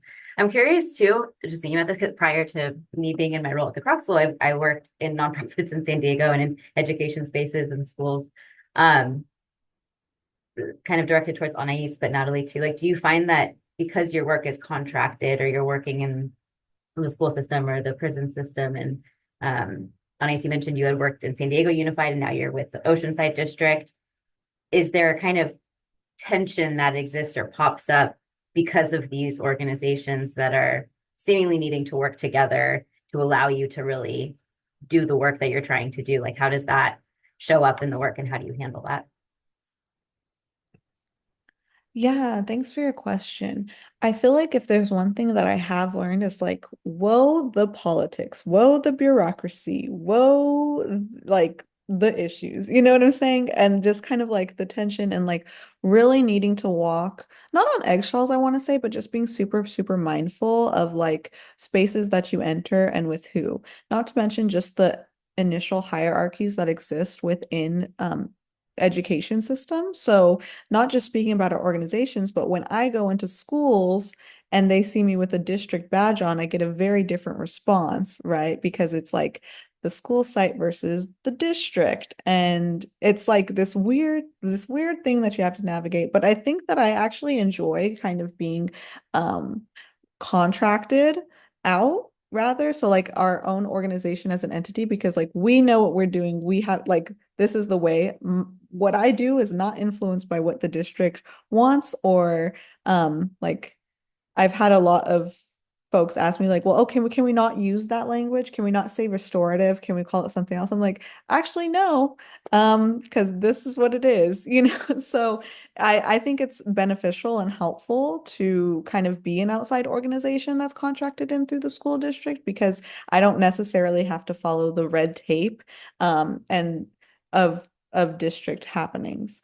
That said, I will also say that it brings about its own challenges because of maybe preconceptions or notions that perspectives that certain stakeholders have of said organization or mission and values. So it's a constant, like navigation. Thanks for the question, Daria. And I've experienced almost the same thing. Because of my position, I really only interact with an organization or a company once, sometimes twice. And so I kind of see it as a benefit that I get to be the fresh set of eyes that comes in somewhere. I can ask, if there's been any conflict dynamics that have been going on or what those are, any issues that anyone wants to discuss. And it kind of gives me that, outside perspective. And it helps me kind of, I like to bring humor to it, where I feel like we show up at organizations and people are like, conflict resolution? We don't have conflict here. And I'm like, okay, it kind of, I don't know. it helps me kind of set the stage and open everyone up that I'm an outside party. So I'm not on a quote unquote side. Yeah. It's always dynamics that are okay. Thank you both for answering that. Rowan, I see you have your hand raised if you want to ask. Thank you. This question is primarily for Anais, but Natalie, of course, if you have any thoughts. I'm just wondering specifically if the work that you're doing in the schools is primarily like tier 2 actual like responses to conflict, or if you're also being brought in to do like tier 1 relationship building things or tier 3 reintegration. And if not, if you feel like you're sort of hindered in any way by like, you know, only sort of focusing on responses to harm, or if there, you know, are opportunities for you to do all three and what that looks like. Yeah, thanks for your question, Ron. So I think that particularly, so in Oceanside School District, we have 2 restorative practitioners, myself and then my partner Rafa.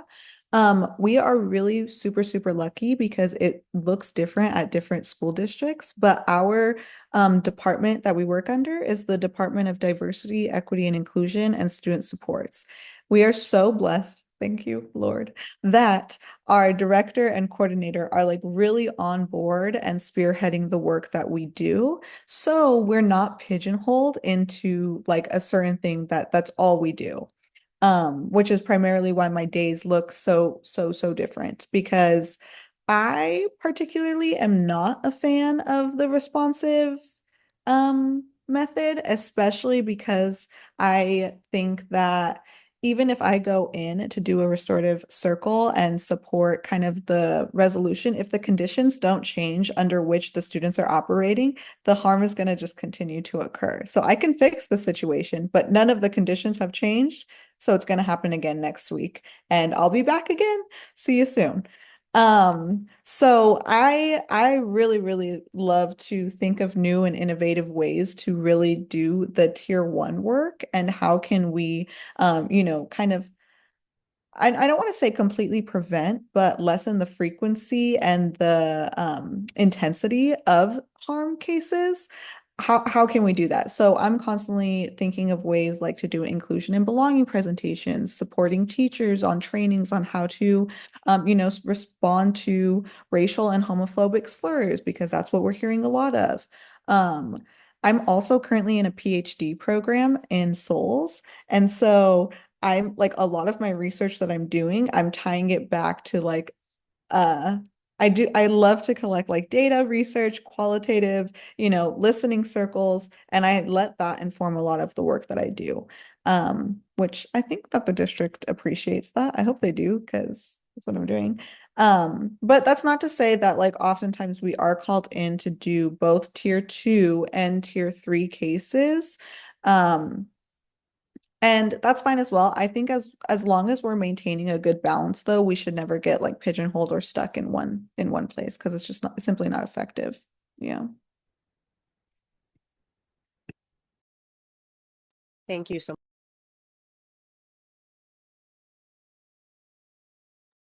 If no one else has a question, I have sort of a like tangential follow-up question. You know, there's a lot of dialogue in the field about like transformational versus restorative justice, and whether transformational justice can even like occur within bureaucracies like school systems. So I don't know how specific this question is, but I'd just love to hear your thoughts on like, when you're doing that tier 1 work or the tier 2 work, like, are you exploring underlying causes? Do you feel like you have the ability to sort of like look deeper into these like underlying systems that perpetuate this harm? And if so, what does that look like? And do you feel like it's transformational as well? Or are you sort of more in the like, this is restorative and that's okay? Yeah. Oof, good question. Yeah, this is something that I struggle with literally constantly, because a lot of the cases, like for an example, the other week I was brought into a case where a student had got into a physical altercation with another student. He had been into multiple physical altercations, and so we came in because we wanted to, you know, have a harm circle with both him and the person that he hit. Come to find out, the administrators want me to actually just teach this student conflict resolution skills, so that way he's not using physical aggression as a response. After speaking to him, talking to him, whatnot, it came out that this other student had been calling him a racial slur consistently over the past like months since school has started, and he had finally just gotten fed up. Now, in this situation, the problem is not the student not knowing how to control like his anger issues, right? He has spent months actually not doing anything in response to that. But our response is to support him in finding conflict resolution skills. And that just seems like preposterous to me, because I'm like, no, the issue is like what type of school community, and it's not even this student that's the issue either. It's the school community and culture that makes it okay for students to like normalize and utilize, harmful, hateful speech and language. So how do we address that? I think that I'm always constantly stuck between this, because I'm like, oh, where can we make most change, right? I'm totally for 100%. I'm like, we need to just tear this thing down, create something new, dismantle this whole system. We got to create something else. I'm 100% on that page. But I'm also like, is that how we're going to create the most change? And is that even possible? So if I can kind of work within the system and start planting seeds and breaking barriers and supporting that mindset shift, which there is a mindset shift. Progress is occurring slowly but surely. Like, is that what I'm going to do with my time? So, Rowan, perfect question, wonderful question. I'm still trying to figure it out and navigate it and do my best. Hopefully I want it to be transformational. I really do. I wish I want it to be. Yeah, sounds like you're doing your best. Thank you so much for answering. I appreciate it. Great question. And like takes a while to get to feel like you can't even start to tackle that one. We have about 5-ish minutes left if anyone has other questions, and then I will also ask Natalie and Anais if you don't mind sharing your contact information or like LinkedIn profile if folks want to follow up after the call. You could drop that in the chat, and then Jared, I see you raise your hand too if you want to ask her another question. Yeah, this might still be like a little early, but I know that California did just pass a new law for mediators that's going to start requiring licensure, and kind of there's going to be different tiers in that. I don't know if that's a conversation you guys are having, or like as students who are interested in getting in the field, maybe tips around that, just because I know that's a new thing that we're all going to have to be grappling with in the field. So, yeah, open-ended, but just any thoughts or conversations you all are having around that. Yeah, Jerry, I can tell you my experience. I remember, taking the mediation class there at Kroc, and I was so excited about using those skills.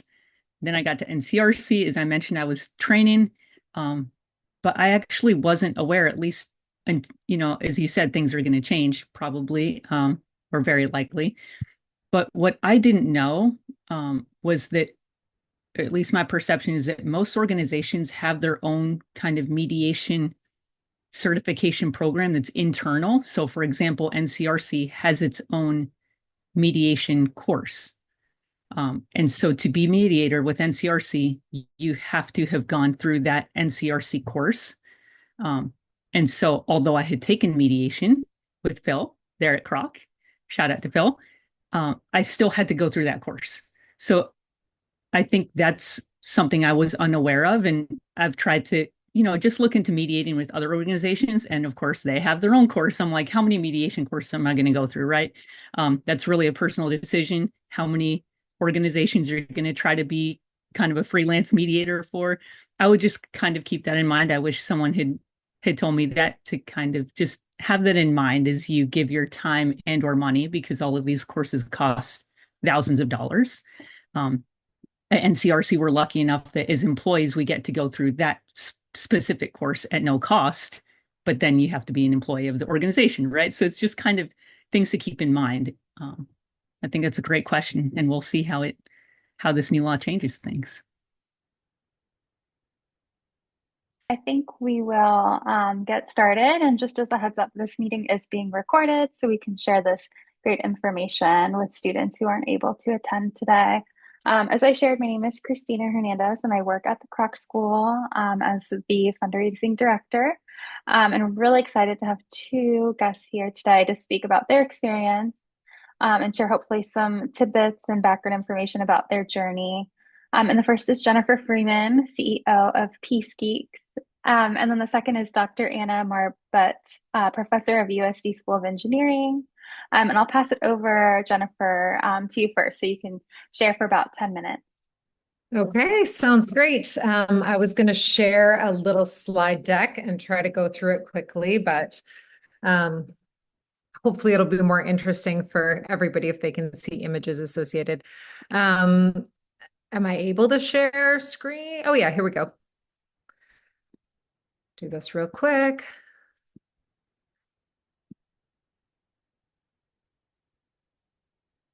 Okay, so it's a pleasure to speak to everybody today. It's been a long time since I was at the Kroc School, but I just wanted to take the chance today to tell you a little bit. The prompt questions we got were everything about, kind of your job, your organization, and how you came to this work. So I did want to start with the how did I come to this work, because we're talking about technology and peace building. I do not come from a technology background at all whatsoever. So my career in these fields started in kind of gender studies when I was actually working internationally. Back when I was fresh out of my undergrad, I had the opportunity to go and work at a small civil society organization in northern Ghana. And this woman here in the yellow circle was a local civil society leader, an elder in her community, Margaret Mary Asaka. And she is basically who started me on my path to doing pretty much everything that I have done since then. School was fantastic, but as students of the Kroc School know, having the opportunity to have peace leaders in your midst, talk to women peacemakers, other social justice activists on campus, it's really invaluable to get that real world understanding of the dynamics of peace and conflict that go on in our world. And so Margaret Mary's voice continues to be in my head. And like I said, she's been a force that has kind of informed everything else that I've done in this space, and remembering my positionality too, as I've thought about my career in peace studies and peace building. From getting to work with Margaret Mary in northern Ghana, in a tiny village in northern Ghana called Bolgatanga, I then went to East Africa and worked in sites of displacement in refugee settlements around the southern border of Uganda with Rwanda and Tanzania. It was about 10 years after the Rwandan genocide that I was there. And this experience also very much informed what I've actually come back to more recently, which is working back in the forced migration space. So both of those experiences, working in a small civil society organization, learning about gendered violence, led me to the Kroc School, led me to work at the Institute for Peace and Justice after I came back from working in East Africa in those refugee settlements that I showed a second ago. I had the opportunity to work with asking the women and men in those refugee camps about their experiences of forced displacement for my master's thesis that I was doing at the time.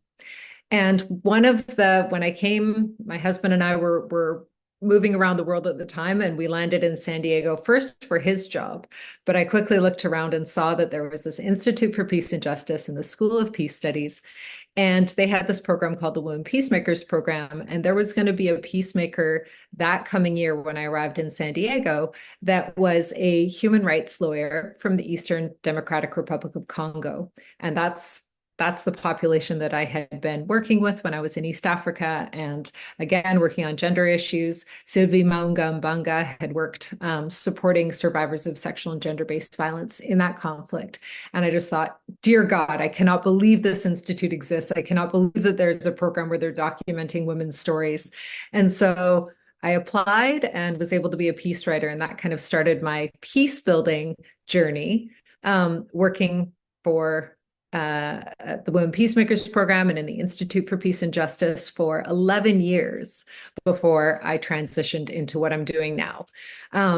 But all of this is an important foundation because, like I said, I'm working in technology for peace now, and I'm going to explain to you why and what I think the opportunities are. But I really wanted to first establish that my grounding comes from the peace building space, from the gender space. And I think that those are really, really valuable insights to have if you want to work in technology, because you'll have a chance to work with a lot of really brilliant people that understand computers, digital tools, Gen AI, but that might not have had an opportunity to work with a civil society leader in a small town in northern Ghana. And I really think that the potential for peace building and technology comes from bringing those two worlds together. So without further ado, and to wrap it up so that I get to hand it over to Anna and then get to your questions, how did I end up in this crazy field of technology for peace? So after being at the Kroc School for 11 years, I ended up at the London School of Economics, and then eager to move back home to my home country of Canada, I found this organization called Peace Geeks that a woman had founded, a group of technologists that had met Lema Bowie, a Nobel Peace Prize laureate, and had started wanting to offer their skills as technologists to civil society organizations that were in sites of conflict around the world. So Peace Geeks was born. And for its first 5 years, it started first of all, it started developing websites, then it started developing more sophisticated tools for groups, not just civil society organizations, but UNHCR.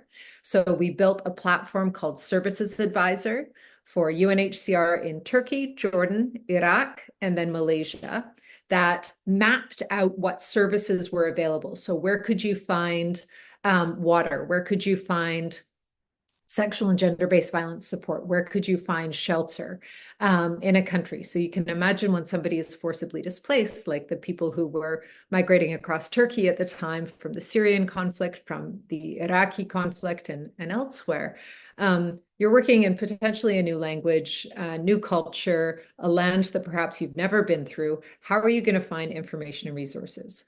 One of the most carried tools, entities, things that people carry with them when they leave is a digital device. Sometimes they're shared among family members, but it's often a misconception that people in refugee camps or refugee settings don't know how to use a phone or don't know how to use a mobile phone.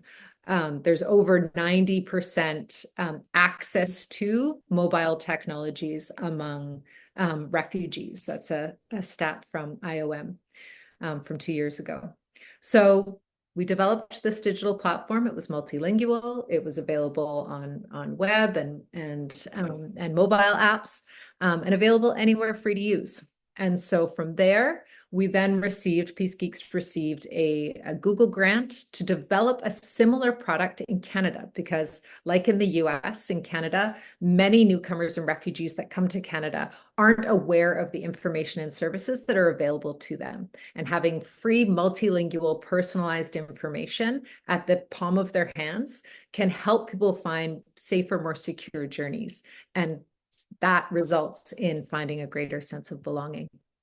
So these are some of this is our work. This is what we do since those early days of just developing and launching the first, the tool that we had internationally in its first instance in Canada.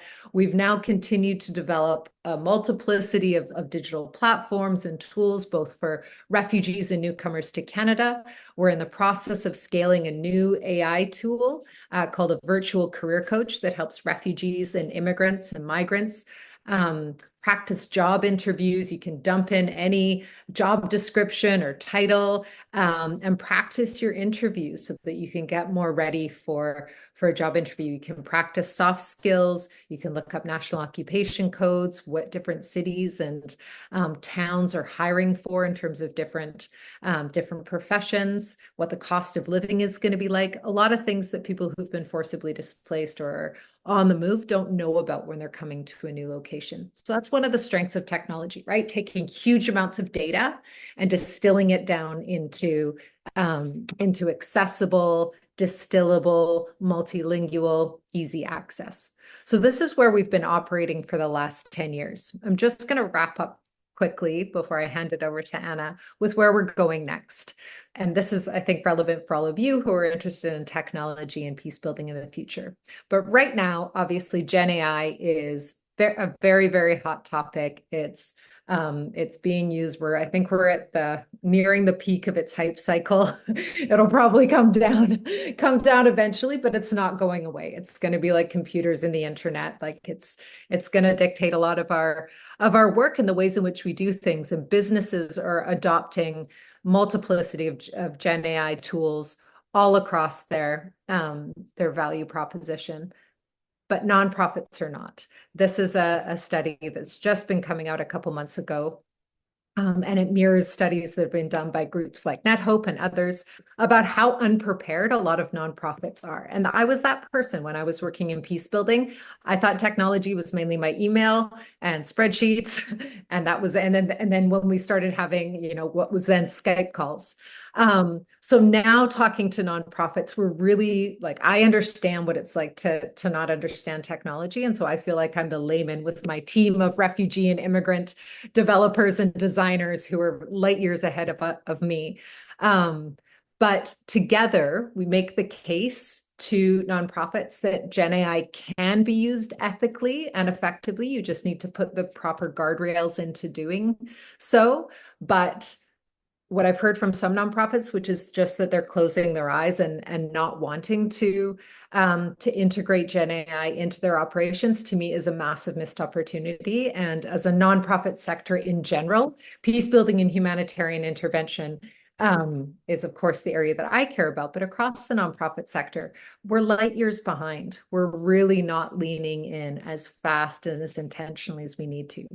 So over the coming 5 years, what Peace Geeks is moving into is really leveraging the space that we have. We work with tech companies. We work with a lot of foundations and donors. I'm sit on a number of federal government boards in Canada to talk about, how can we lean into this space and really connect these areas of expertise in humanitarian and peace building contexts for the tech corporations that we work with that are just eager to lean into using all their resources, expertise, money in solving the Ukraine crisis or assisting in Gaza or a humanitarian disaster that may be going on. And we say, wait a minute, you got to really understand peace building principles, humanitarian affairs principles, gender principles to be able to do so effectively. And then likewise, we work with those who have those expertise, humanitarians, peace builders, to say, okay, now how can you use the expertise that technology provides to make your work easier, to give yourselves more time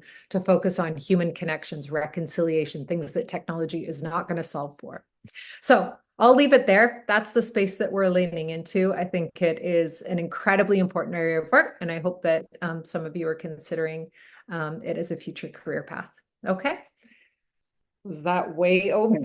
No, that was perfect. All right. Thank you, Jen. Okay. And it's so interesting. You said a lot of things that resonated with me. And I was just having this conversation yesterday about how nonprofits are so far behind for-profit companies on so many things. Yeah. And we really need to be using those tools, to advance the mission. And it happens to me. So I've been thinking about that strategically. So what you shared is hitting. So we'll move over to Anna. And Anna, I don't know if you have a PowerPoint deck if you wanted to share that. Perfect. Let me share real quick.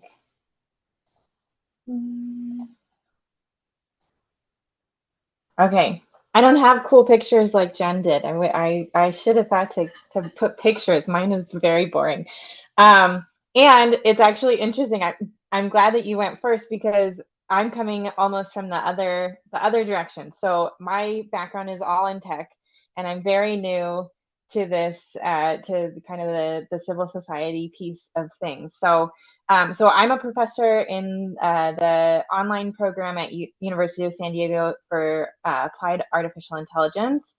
I'm an affiliated professor in the Center for Digital Civil Society, also at USD, which is the role that I'm here but I'm also wrapping up my PhD in computational linguistics. I live in Missoula, Montana, and so at the University of Montana here. So my path is not even necessarily a typical tech path. So I actually worked in veterinary medicine for 6 years before deciding that I missed working with numbers and data. And so I went back to school and got my master's in business analytics here at the University of Montana. And during that program, actually in the first semester of that program, I saw a presentation from this company, Submittable, which is a tech company here in Missoula. And I reached out to them and was like, I want to see if I can use you as an internship, as a job that I can kind of use for data throughout my master's. And so I got hooked up with them through that and stayed with them then through the majority of my PhD. I'm just working on dissertation, which just working on the dissertation can take years. So we'll see how long that lasts. But so I worked at Submittable for 4 years while in school. And then as I kind of transitioned into the dissertation side of things, got this opportunity to teach at University of San Diego in this Masters of AI program. And it is a very nice, flexible job as an online program. And so it's very convenient in terms of being able to balance doing my own research and doing the teaching. And it is interesting, actually, Jen, to hear you talk about the nonprofit world and technology. I wasn't thinking about this connection when I was preparing for this presentation, but Submittable, actually, some of you may be familiar with it. They do online form submission and online form management, and they kind of coincidentally, they fell into the nonprofit world, and so they, at least when I was last there almost 2 years ago, our focus was how can we make our software really accessible for nonprofits, for foundations, for these giving companies, because they don't have a technological background and they need help in managing. It's sometimes we'd see the processes that they were currently working with for their applications for funding or whatever it was that they were needing to process applications for. And it was like, oh my gosh, I can't believe you've been doing it this way. They have, literal file cabinets filled with paper submissions that are printed out. And it's like, whew, we are in the 21st century. We have a software for this, and how can we help you and your process and the review process? So I was not thinking about that connection at all, but I did see a lot of that side of things. And that was a common conversation at Submittable when I was leaving of like, nonprofits need our help, and what tools can we provide them to help with that. But my role now, as part of the CDCS, we are mostly focused on education opportunities for students and faculty at USD, but also a lot of our opportunities are open to the public as well. And we're really focused on kind of the ethical use and responsible use of artificial intelligence. And so, yeah, our mission statements, mission statements are what they are. We deliver high quality, accessible education, empowering individuals with the essential knowledge and skills to ethically navigate and influence the digital world. A big part of that is really democratizing the knowledge about artificial intelligence. As Jen said, I hope we're at the peak of the hype cycle and we can kind of settle into what is it actually useful for. But people are so excited about AI, which is great as an AI practitioner. But there's also a lot of misunderstanding about what it can actually do, what it should be used for, how we can use it responsibly, all of that. There's just a lot of information that is missing from the public and from the conversation that's happening kind of globally about what is artificial intelligence. And so part of my role in the CDCS is finding speakers, finding content that we can serve to our students, to our faculty, to the local public, to help with that educational effort. And so we have frequent guest speakers, and my next slide is for one that's coming up on Monday in case people are interested. But we also have hosted some short courses, and we have some of these lined up as well. So last spring we had I think it was a 3-day workshop on critical AI literacy. So again, just like, what do you need to know about how AI actually works? Like not getting into the nitty-gritty of the technology, but like understanding when you're using these tools, what are they actually doing? Where does the power lie, and where are their weaknesses? We've had a couple of series seminars for faculty specifically, with this hype around the generative AI. A lot of our students are using generative AI, which is awesome and also problematic. And the faculty are very nervous about what do we do? How, finding out whether a student is plagiarizing has completely changed in the last 2 years. And there's some discussion about whether using the generative AI, does that even count as plagiarizing? Where is the line? And so we have had a couple of sessions for faculty about educating them on how they can be using AI in their courses, how they should be dealing with students who are using it, all of that. And then we also last fall had a series on various socially responsible tech. So there was one on like cinema, there was one on now I'm forgetting what the other ones were, but so anyway, so we generally have these series that come up. And then we also upcoming, we have we're working with some experts and some USD graduates for a new seminar series on the ethical use of AI in various industries. So look for some announcements about when that will start. But so this is the speaker who's coming on Monday. I apologize, they only gave me whatever the portrait flyer for you, so it's a little bit hard to see. But Dr. Edward Watson is going to be speaking on Monday, talking about, again, AI in academia specifically. How can students be taking advantage of AI in their lives as a student, and then also after graduation? What do you need to know to be able to use it in the world, in the future? So I expect that this is going to be a really good talk. And I should say we are a sponsor. We aren't the main leader for this, but we're sponsoring this speaker. And then we also, the CDCS, mostly through our board members, we have some partnerships with other groups. So the Ethical Tech Project, the Data Science Alliance, and then the Humanities Center often hosts events as well that we sponsor and help with. So yeah, I think that's all of my slides. I think that's most of what I wanted to say.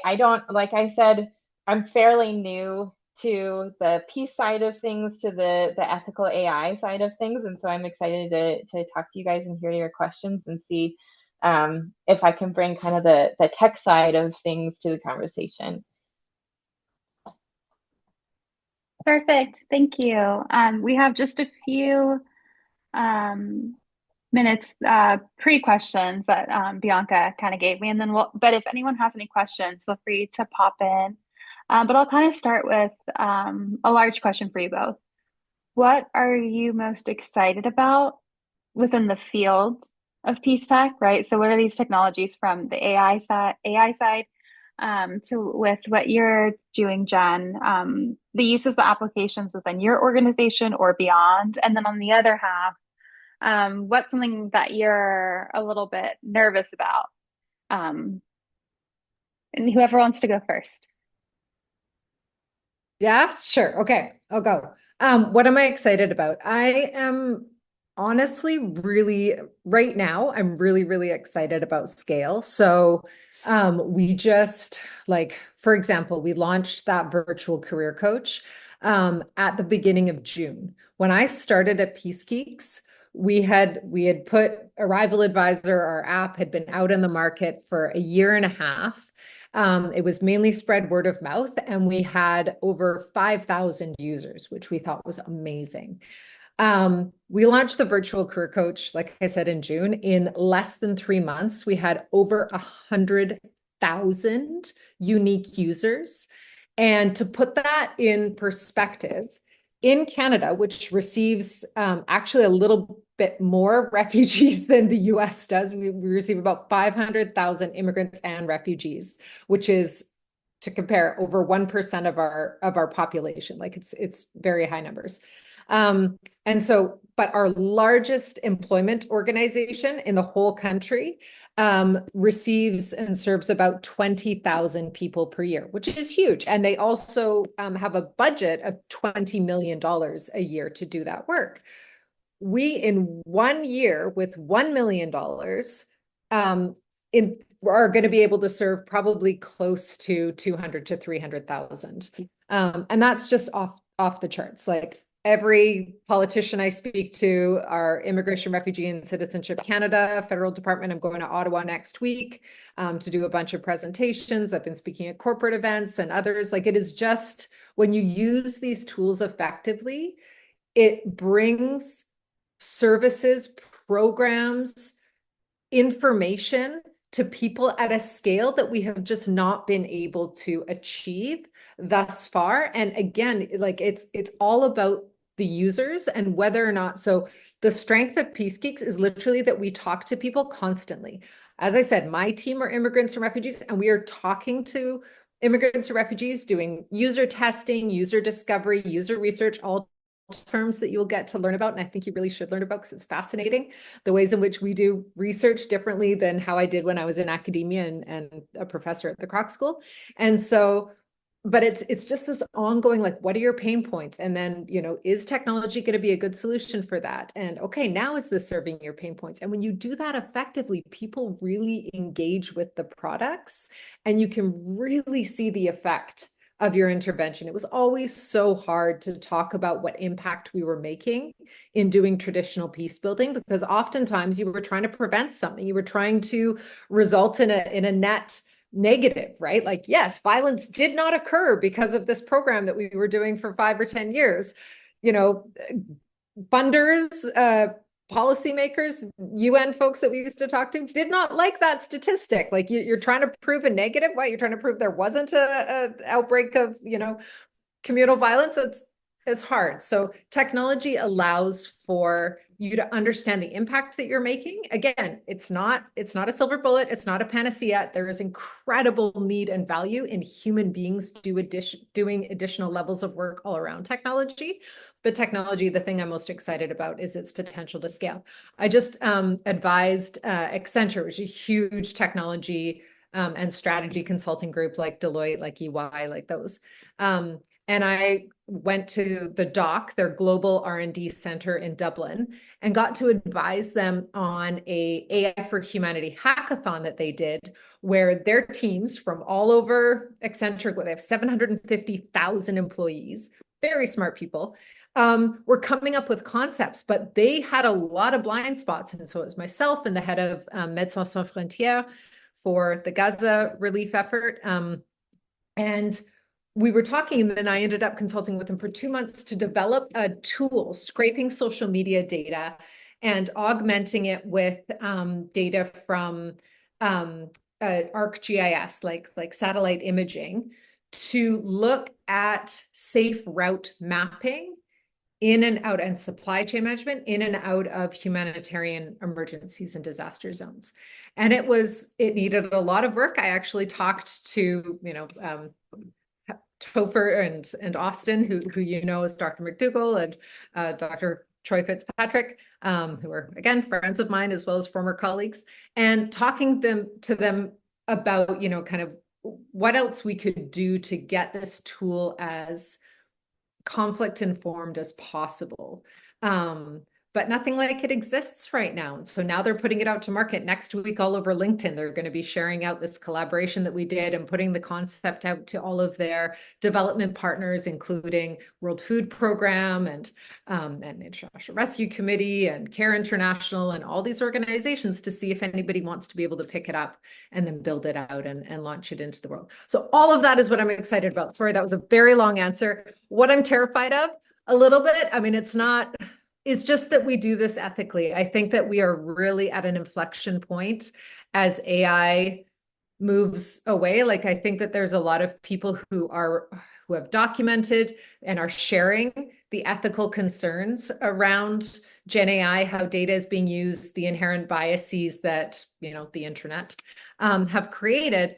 And I think that we don't need to just be naysayers. We need to be problem solving. We need to be engaging to help turn the models. And I've seen some really interesting new models getting developed that find points of commonality in humans' experiences and try to do a better job in supporting things that would be relevant to our fields. But I do think that we're at an inflection point where we really need to make sure that AI does it, especially the biggest LLMs out there, aren't just homogenizing human experience. And likewise, I want to make sure that we are choosing, as soon as we crest that top of the hype cycle, I really want to make sure that we are not just throwing AI into everything, not only because it's not needed, and until we better understand how to mitigate the carbon emissions and offsets of AI generation, I am kind of concerned that we are playing with a tool that is accelerating the climate crisis without having full, conscious mitigation measures in place. It's like, oh, well, let's throw AI, and it's like, you realize you're anyway. So those are some of the things that I'm worried about. Awesome, thank you. I have some good follow-up questions, but I want to go to Anna first. Yeah, this is not my current focus, but the scalability I think is super relevant. To my work at Submittable. So one of the things that got them into the nonprofit world was all of these foundations, small grant makers that were flooded with funding during COVID. And so they had all this money that they wanted to give away, and they did not have a way to scale their funding process. And so that's where Submittable came in, of like, okay, that's what technology is for. You have your process that you're doing with the paper forms. That's not going to work when you have 100,000 people to fund. And it's great that you have this money. Let's help you give it out. So I think the scalability is a super, super important point. On my side of things, for AI specifically, one of the things that I think maybe not specific to peace, but for democratization of technology and information in general, I think generative AI, I'm super excited about the leveling of the playing field that it can do. That people, you were talking about the multilingual problems.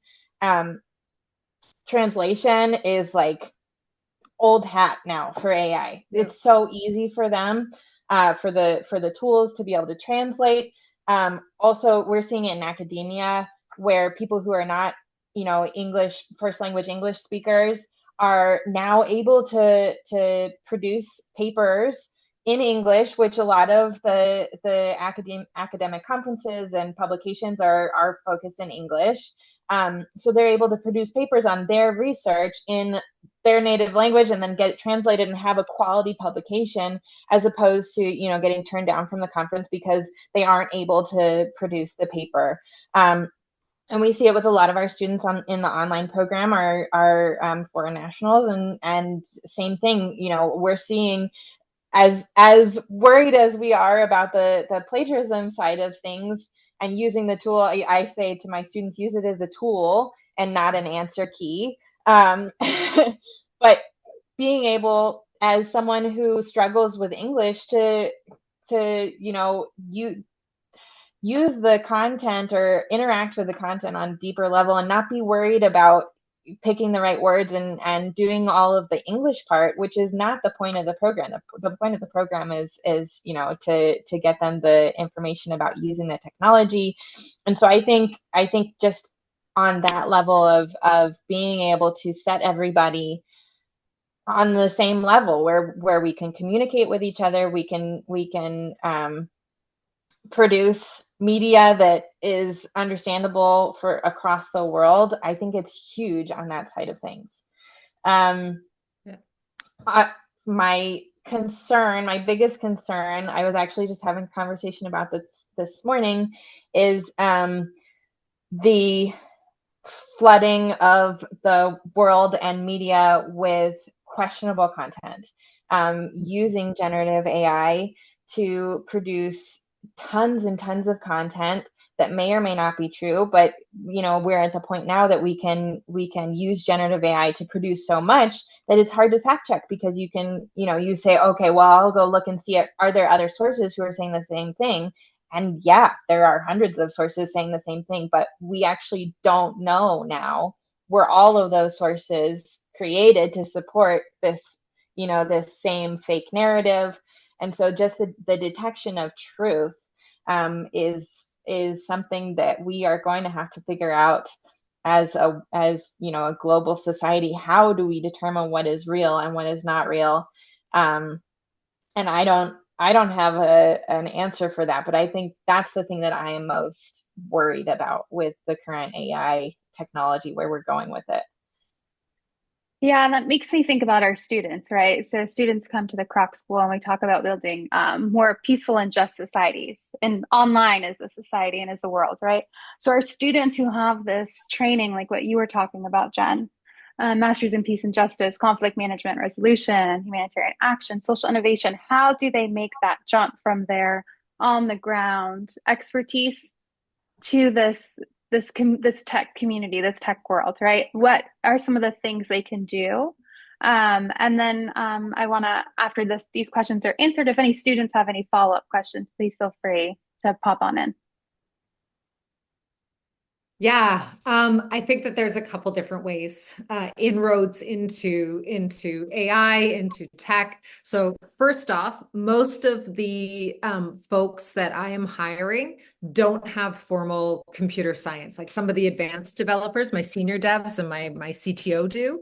But a lot of my entry level staff are self-taught, and that seems to be par for the course across a lot of designer and entry-level engineering or software developer positions. So I think that if you're curious about technology, there is a whole wealth of just free, game-based, coding programs, Coursera, Udemy. Like there's a lot of ways that you can learn coding.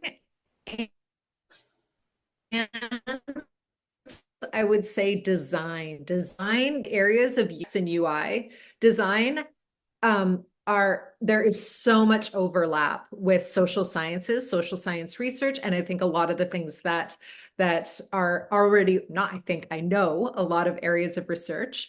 Human-centered design is extremely important, very valued in the tech sector. And it's basically what you are already learning to do when you learn to talk with communities, when you learn to do community-centered research. Oh my gosh, my mind is blanking right now on a course that I used to teach at Souls. Participatory action research has similar principles. That idea that you are talking to a community about their problems in order to design your research hypotheses, in order to design what solutions you would be looking for. That maps quite well to user discovery processes, user design. So these terms, UX is user experience and UI is user design. Both of those are roles that, if you're interested in getting into the technology side of things, would be of interest. One other suggestion that I'll have before I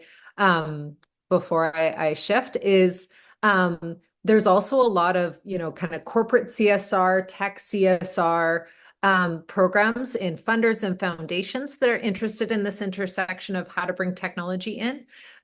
So that's an opportunity for you also to bring your skills to bear. And if you've played around in technology or you want to learn more, then maybe working for a technology center, doing an internship at the Patrick G. McGovern Foundation. That's a foundation that looks specifically at kind of tech for good. But Google Tech for Good. There's a lot of organizations out there. There's a phenomenal community out there. AI ethics is a whole burgeoning area, but yeah, there's a lot. I would add to your list of, there are code schools, there are great online resources for learning code. I would say one thing I think we're going to see more and more of because of generative AI is you don't actually need to know very much code.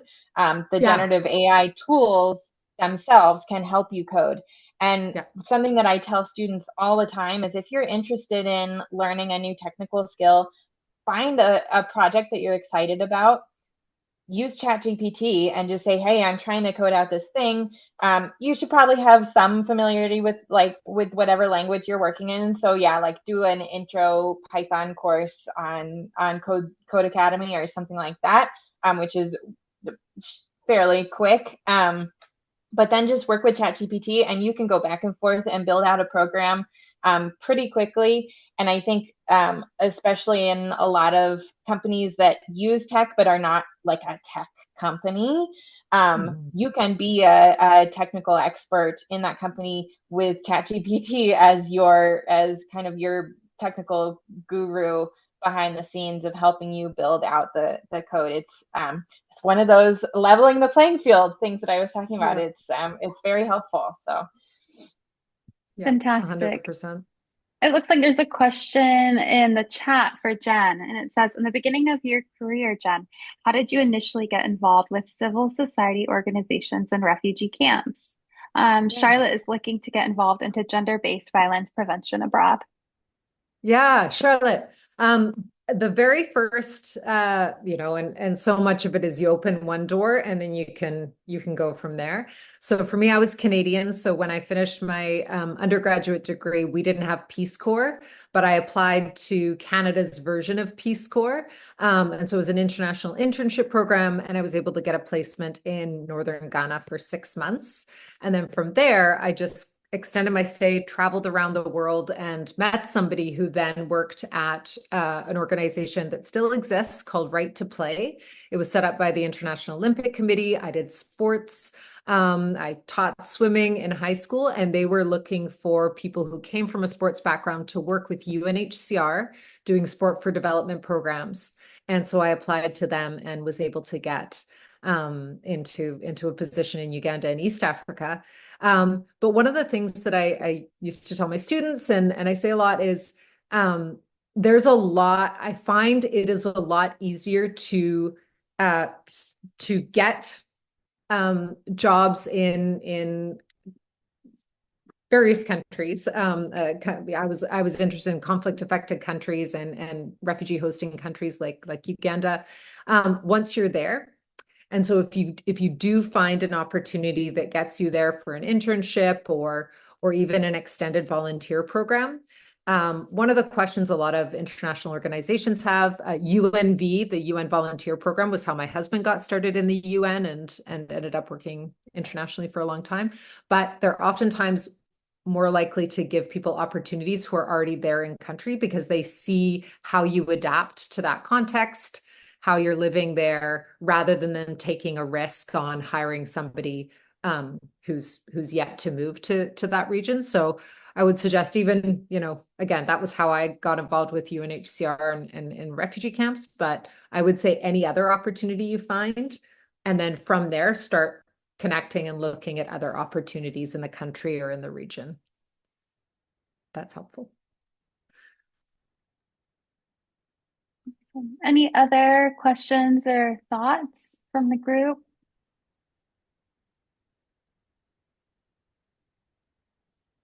Okay. Well, Jen and Anna, I don't know if you wanted to share any last minute words before we kind of hop off. Final advice for our students. I guess actually maybe tagging on to what Jen was just talking about is the same goes in tech actually. Where and when I think this is maybe in all industries that like there's some statistic of like 80% of jobs are never posted. And it's the same thing, or if you can get your foot in the door with an internship or a volunteer position or a project through school, if there's a company that you're interested in and you say, hey, I'm a student, here's this project I'd like to do for your company. That's my advice to graduate students in general. If they have something that they're really passionate about, find a way to do that as a student, and you are way ahead of the game in finding a job after graduation. Even if you aren't with the same company, being able to say, hey, I worked with this company and I've done this job already. It's huge for students entering the workforce. So I think that's valid no matter what industry you're in. And if I could put a two finger on that, like it's also kind of your moment in time. It is very hard to do that later on in your career, no matter how accomplished you are. You think like, oh, you've got 10, 20 years of experience, it must be really easy for you. It's actually easiest when you are an intern, because you have that breadth. You can start out at the ground level, and research is a really great way to not start completely at the ground level, but also a lot of times organizations are open to having research assets on their team. Like, oh, there's a master's student coming in and wanting to help me study this. I'm going to get some great data out of that. That'll actually open a wider door for you than it will be if you just show up and say, hey, I'm looking for, a summer job or this or that. The research element, use it to your advantage and do that research like Anna's inferring, like decide where you want to go and try and get in there or in an adjacent or peer organization now while you have your studies as an asset to bring. And like I said, you can get in an entry level or an opening and then work your way up. It's harder to get in laterally when you're more advanced, or later on in your career. Awesome. Well, thank you all so much. So while I was going to school and taking like science classes to maybe apply for an environmental like master's program, I actually started going to CEQA. It's the California Environmental it's a law. I forget what CEQA stands for. I started attending those meetings and just trying to meet other environmental engineers and like talk to them about their jobs. And I was like, hey, like, what do you do? And then I realized that a lot of the folks that are environmental engineers spend a lot of time at their desks writing reports. And that is not what I wanted to do in the environmental space. And so I was like, okay, kind of back to the drawing board. And so I was volunteering with other organizations like Surfrider Foundation San Diego and San Diego Coastkeeper, which I ended up working for later on, and trying to figure out like, hey, I kind of like this water stuff. Like, let me learn a little bit more about that. While at the same time also trying to like further my professional career. So I found a full-time unpaid internship one summer, and I picked up a part-time blog writing job for a digital marketing agency that focused on local search engine optimization. And so I was very busy at the time because I was like, I don't know what to do. I'll just like throw myself into all of the work. And so that part-time blog writing job actually ended up turning into that agency hiring me on as a account manager. And so that's kind of how I fell into marketing. So I had kind of two tracks going. I had like my professional career where I was like a good writer. I was great at organizing and project management, and was following kind of the digital marketing path. And then I had like my passion where I was just trying to figure out like what part of environmentalism I liked. So like, was it composting or gardening or farming or water and science and other climate related activities? So while I was kind of on those two tracks, I kind of balanced those things for about 3 or 4 years, where I was kind of growing at this agency, and then or this startup, and then I moved to like a bigger marketing agency where I got more experience, and then I was also furthering my volunteer experience. with Surfrider Foundation, I actually relaunched their water quality monitoring community science program. So I don't know if y'all are familiar with the Tijuana River sewage issue that's at our border. But there's tons of sewage and other chemicals that are coming in from Mexico, and the US is the big contributor of that too. And so I got involved in relaunching a community science effort to test water along the coast. And so we opened up 4 community labs from Imperial Beach all the way to Oceanside. That program is still going on today. I started that in 2017 and passed it on to other volunteers. So yeah, I got pretty far along in like my volunteer career.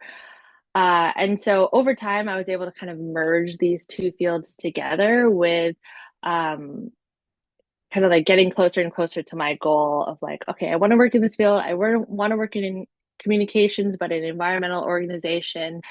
How can I get there?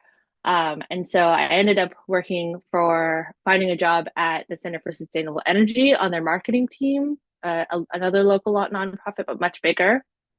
And then after kind of getting my foot in the door at a local nonprofit, working in communications, I made the next step to San Diego Coastkeeper, which is another environmental nonprofit, but in the water side, because I was more focused on water. And then from there, I actually just got this job in April. And so I broadened my focus from local water issues to state water issues. So now I work on state water data policy, which is a little bit more specific. And yeah, I mean, it's kind of been a like very long journey to get me to this point, but a lot of it was like trying to figure out what I'm good at, what I'm passionate about, and then trying to get those 2 things to work together. And yeah, I mean, that's kind of how I found a way to integrate those 2 things. I can talk a little bit about what we do at the consortium, if that's helpful too. We're a small nonprofit. There's 5 of us, which is wild. We work all around the state. We were formed in 2019 by state agencies and other partners, so very unique like formation. We're actually formed to support the implementation of a policy. So there's a law enacted called the Open and Transparent Water Act. So our work supports the implementation of that act, and we serve as kind of like a credible, trusted leader and convener in open water data access and use in California. So like, what does that really mean? We basically help state agencies like the Department of Water Resources, the State Water Resources Control Board, the California Natural Resource Agencies, and other NGOs in the water field, like research institutions who work on water, nonprofits, philanthropy, to ensure that we have accessible and high quality data to sustainably manage water in California. So basically helping the state and other organizations work better together, because they're not really good at working together. You'll find that like a lot of agencies are very siloed from each other. Even like programs and teams within bigger state agencies are very siloed from each other. So getting them to work better together, to share resources and learnings, all to like better understand and know where our water is in California, how much we have, who's using it, who needs it, which is obviously very important when planning for the future or reacting to things like drought or flooding or climate related events like all around the state. And my job is to help tell that story better and help people and organizations who are also working in this field do the same.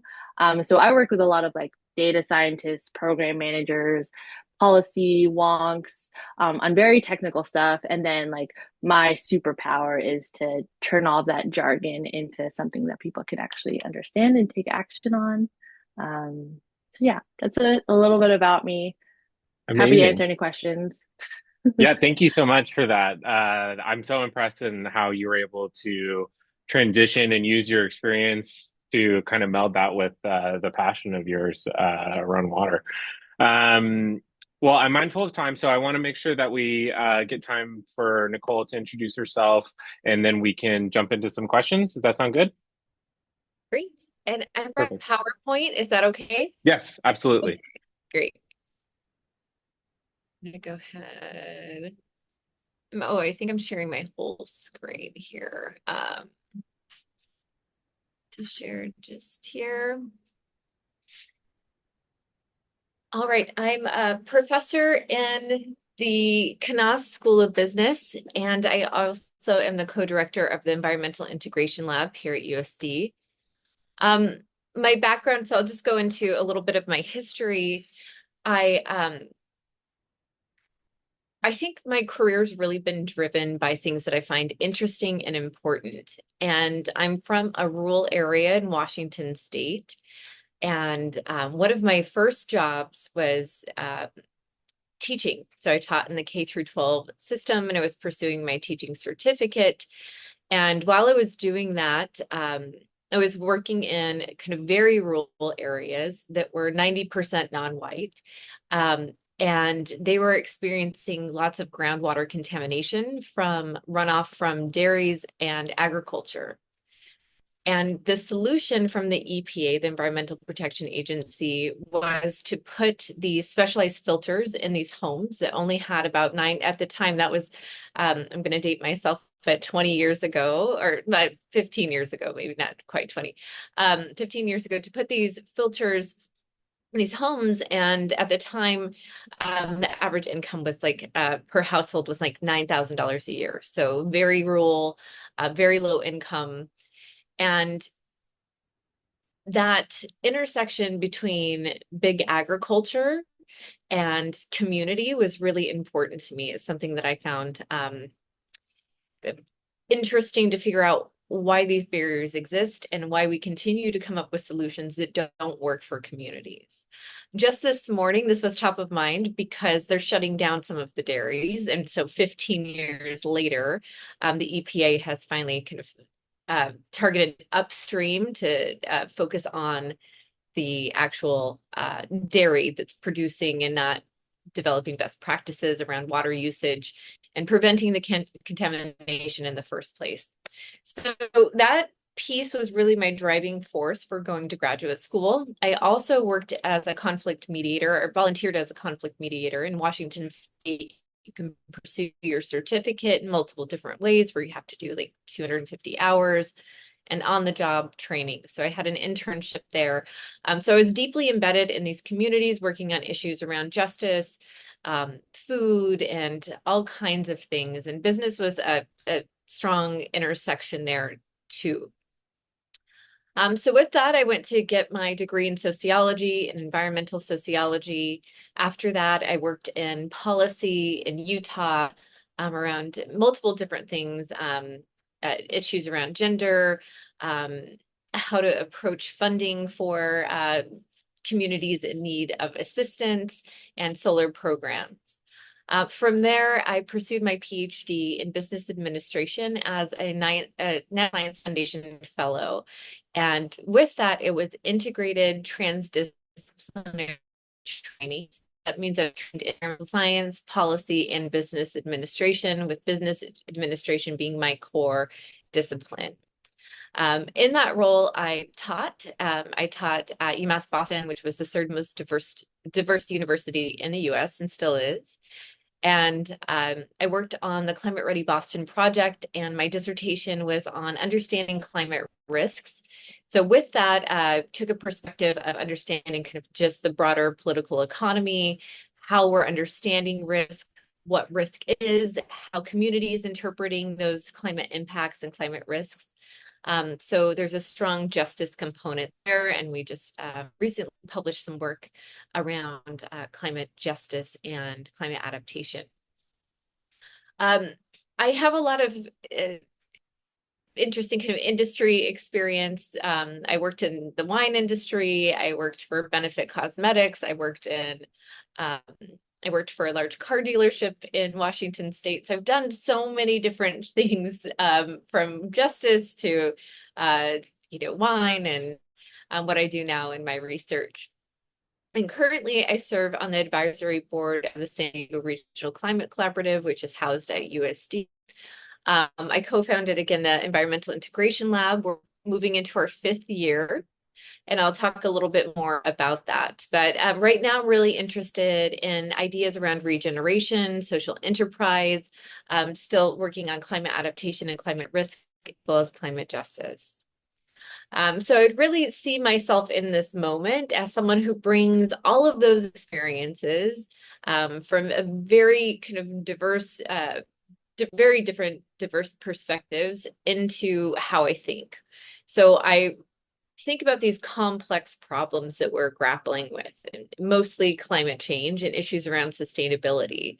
So I really see myself as a strategist and researcher that focuses on developing interdisciplinary solutions for these big problems, and really emphasize the interaction between social movements and industry. I talked a little bit about my research, but really these collaborative approaches to grand challenges is what I'm trying to understand, especially in my current research around climate adaptation. And then I also translate my work into practice or more policy-oriented work.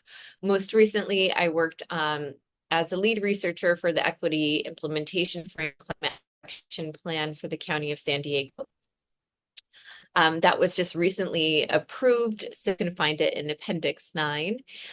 We did a lot of community engagement around developing the framework, which was really interesting to hear the community perspective and integrate that into the framework. I worked on an equity framework with the San Diego Regional Climate Collaborative and SANDAG. And it's leading with equity. You can find that on housed in our USD system. And I also worked on the Climate Ready Boston project. So I think it's really important to take this academic research and translate it into action. With that, the Environmental Integration Lab, you can take a look at our Instagram. Our goal here is to bring together interdisciplinary faculty and staff from across campus to work on these action areas. So learning, scholarship, leadership, and engagement. So we want to make change on campus and off campus. So my role is really the research component and developing strong relationships with community partners to bring them to campus to engage in any kind of thought leadership on campus, or to develop interesting events for students and faculty to engage in. And again, it connects to that practice-based research as well. Dr. Kanzler, who is the co-founder and co-director, really focuses on student advocacy, so engaging students in that work and bringing in student ideas to make change on campus. We take a strong focus to think about campus as a living lab, so opportunities for change on campus that students can directly gain these experience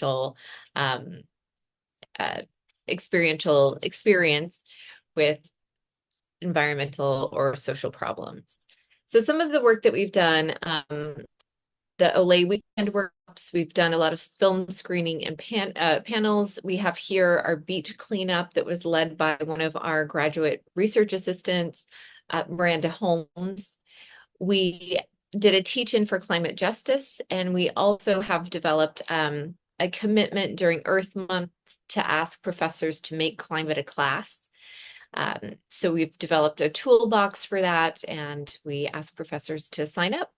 I think this is really a powerful approach to really focus on climate change, just, for an hour or 2 hours during Earth Month. We do a lot around Earth Week. We've collaborated with the Changemaker with their design lab, and we developed the Climate Alliance. So these are really events that created strong relationships with community organizations and students to concentrate on a specific problem for that organization and co-develop solutions and implement them. So that was a powerful engagement process.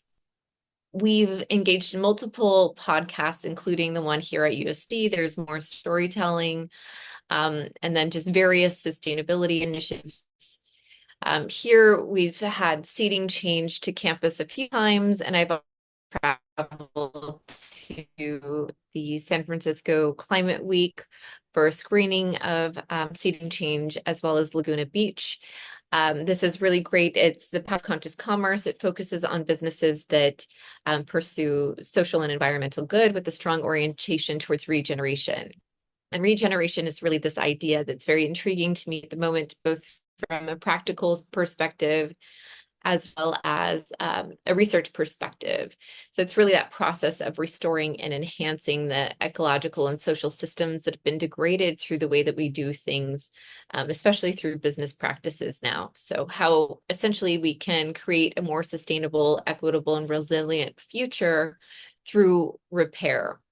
What this looks like in practice is an organization that we've partnered with, Zero Footprint. And Zero Footprint, they were at USD just this last month, focuses on helping quick turnaround grants for farmers by asking food businesses to add 1% to each to basically support overall this grant making that they do. So that's just, 1 cent for every dollar. And the regenerative practices, or the grants that go to regenerative practices, help farmers learn how to do this and how to sequester carbon in the soil. So I think this is a really powerful way to think about the idea of regeneration and think about building a more resilient food system in interesting ways that a nonprofit and for-profit entities can partner to make really considerable change. So I'm happy to answer any questions, but our Instagram will tell a little bit more about what we do here on campus, how students can get involved, how faculty and staff can get involved, and it can also lead you to our website. Thank you so much, Nicole, for that background info and reflections. We really appreciate it. Now that we've heard from both of our panelists, we'd like to follow up with some deep dive type questions. I'm hoping that I can just ask this question, and then Ali and Nicole, you can each answer it, and then we'll go on to the next one. And then after I answer or ask my few questions, we'll open it up to the floor so students have an opportunity to ask some questions as well. Our first question is about like this, how did you start your career? I know you kind of all touched on this a little bit, but was there one particular like kind of momentous job opportunity or kind of switch that happened that was kind of put you on the path that you're on right now? Ali, do you want to go first? Sure, I can go first. I didn't really talk too much about this in my intro, so I think this will make a lot more sense. So I think my momentous switch was actually finding the job that combined my love for water and my marketing communications expertise. So I actually got hired at San Diego Coastkeeper, a local waterkeeper organization here in San Diego County. And their mission is to protect and restore fishable, swimmable, and drinkable waters here in the entire region. And they do that through education programs, so like K through 12 programming in schools, through advocacy, so teaching folks like how to talk to representatives, how to make public comments, why it's important to vote on certain ballot measures, through science. So they actually had a water quality monitoring program, or they have a couple water quality monitoring programs. And then like the most important piece was the law piece. So waterkeeper organizations are all over the country, even internationally, and they uphold, here in California at least, they uphold the Clean Water Act. So they do that through legal mechanisms. So they actually have lawyers on staff who sue polluters. So if you're a business that is dumping pollution into our oceans, they would go after you. So that was a really important and like pivotal, momentous job, because it gave me a lot of like hands-on experience of like working with communities, doing community outreach, tabling, speaking, organizing volunteers, developing a program that didn't exist. They didn't have a communications and outreach person, that like I was the first person to be brought on in that position. So I had to kind of build this program from scratch. And so it was really wonderful because it kind of embedded me in like the community of San Diego and the environmental community. So yeah, that was like one of those great jobs to have. Thanks, Allie. Nicole, same question to you. How did you get started and get put on this path? Yeah, I think I mentioned a little bit with the issue around agriculture runoff in Washington State, and just being embedded in those communities, working as in restorative justice as a conflict mediator, and seeing the social and economic burdens of these communities, and then also seeing the additional environmental burden that was being carried was really, I don't know, it just really struck me. And I thought it was really important to understand why, how can we develop better solutions? How can we, prevent this from happening in the first place? And a strong kind of mobilization effort around, stopping the groundwater contamination had started in these communities. And just today, again, I mentioned 15 years later, we're seeing significant change. So it takes so long to get attention from policy and to prevent business from doing this in the first place. So I think it's important as a researcher to answer those questions and to build collaborations and community that can collectively address these issues together.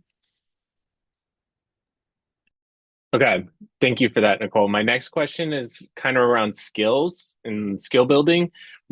As we know, climate justice, environmental justice requires a wide range of skills.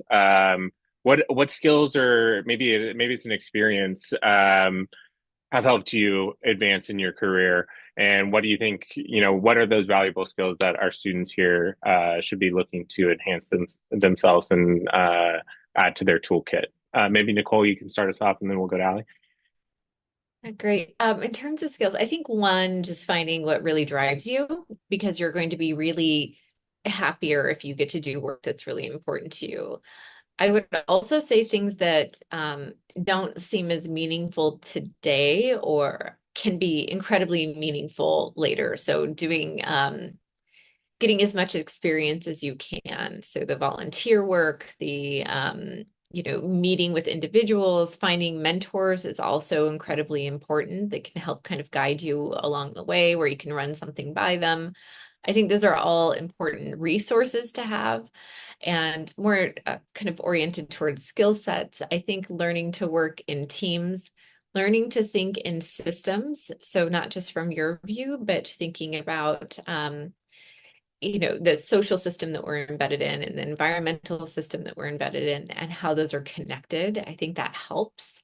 And just developing some flexibility and adaptability. I think those are really strong skills that anyone needs right now. And especially working in this space, because when we're dealing with complex problems and when we're talking about climate change or sustainability, those are always inherently complex problems. And we layer on the social and we layer on histories, and all of those things make it even more complex. So just learning to think in those systems, learning to engage with communities and engage collaboratively is really important. And then reflecting on things that go right and go wrong and what you can do in your next round, because it's going to be different every time. Thanks, Nicole. Allie, same question to you. What skills or experiences have helped you advance in your career?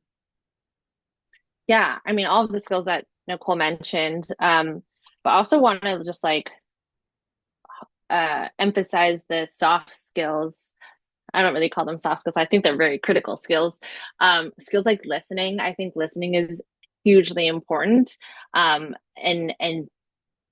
especially in terms of relationship building, making sure that you're showing up and being present and actually listening and hearing what folks are saying, especially if you're working with underserved communities or folks who have been harmed by policies or structures in the past.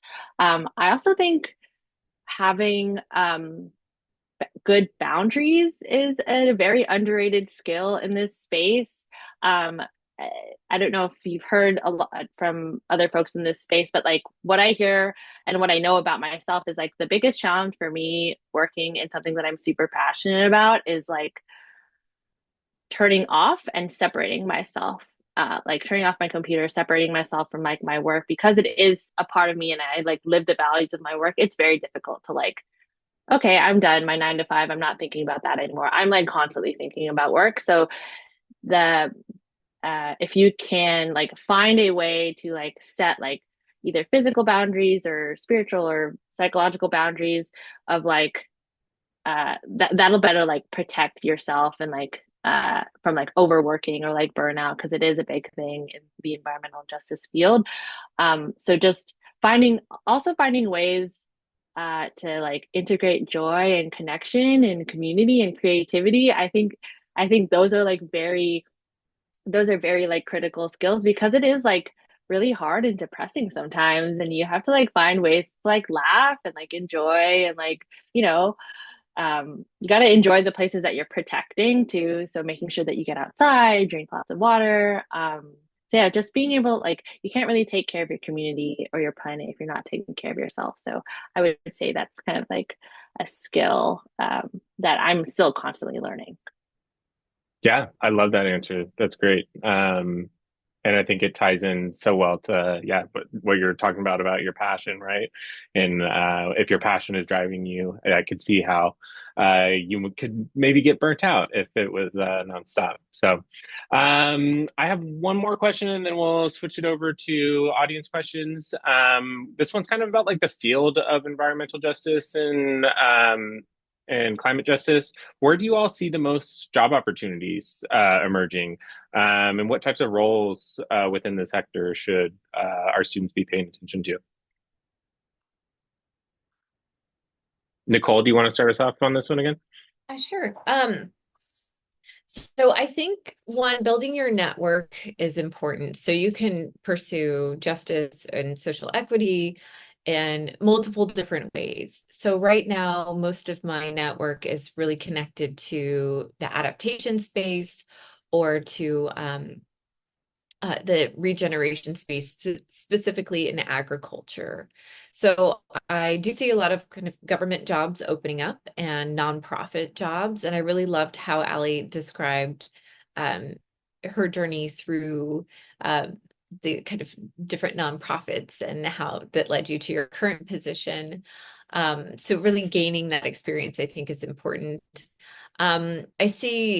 I think it's important to see the role that you want to be in and understand the path to there. So if you envision being a director for a nonprofit or working for a government or working for a for-profit company, look at those higher level jobs and the salaries and the expectations and kind of the work structure and workflow now.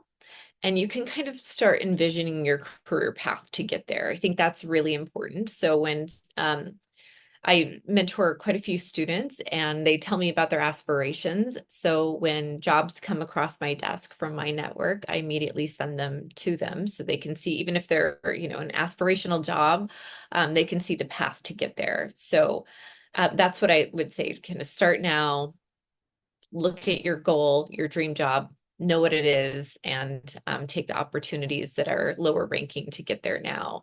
I don't know if I quite answered your question, but No, that's really good advice. I've done that before of like, yeah, this is my dream job. What 2 jobs do I need to have before that job, right? I think that's really, really helpful advice. Ali, do you have any thoughts on this? Where's the job market moving in the space? Yeah, I'm a little biased because I work in the communications and outreach space, and I'm actually seeing more of these types of jobs open up in the environmental space because they are kind of new. I mean, like people are understanding that like having a website is really important, having an email newsletter and having a social media presence, and like making sure that we're telling the story of like the work that we're doing is increasingly important, and like branding as well. Branding as well. So I am seeing a lot more jobs in the comms and outreach space when it comes to environmental work. But I also just like want to say that like at the last couple of organizations that I worked at, my job didn't exist before I joined the team. So like being aware of like what your strengths are, and maybe like where opportunities lie in the market is also very important.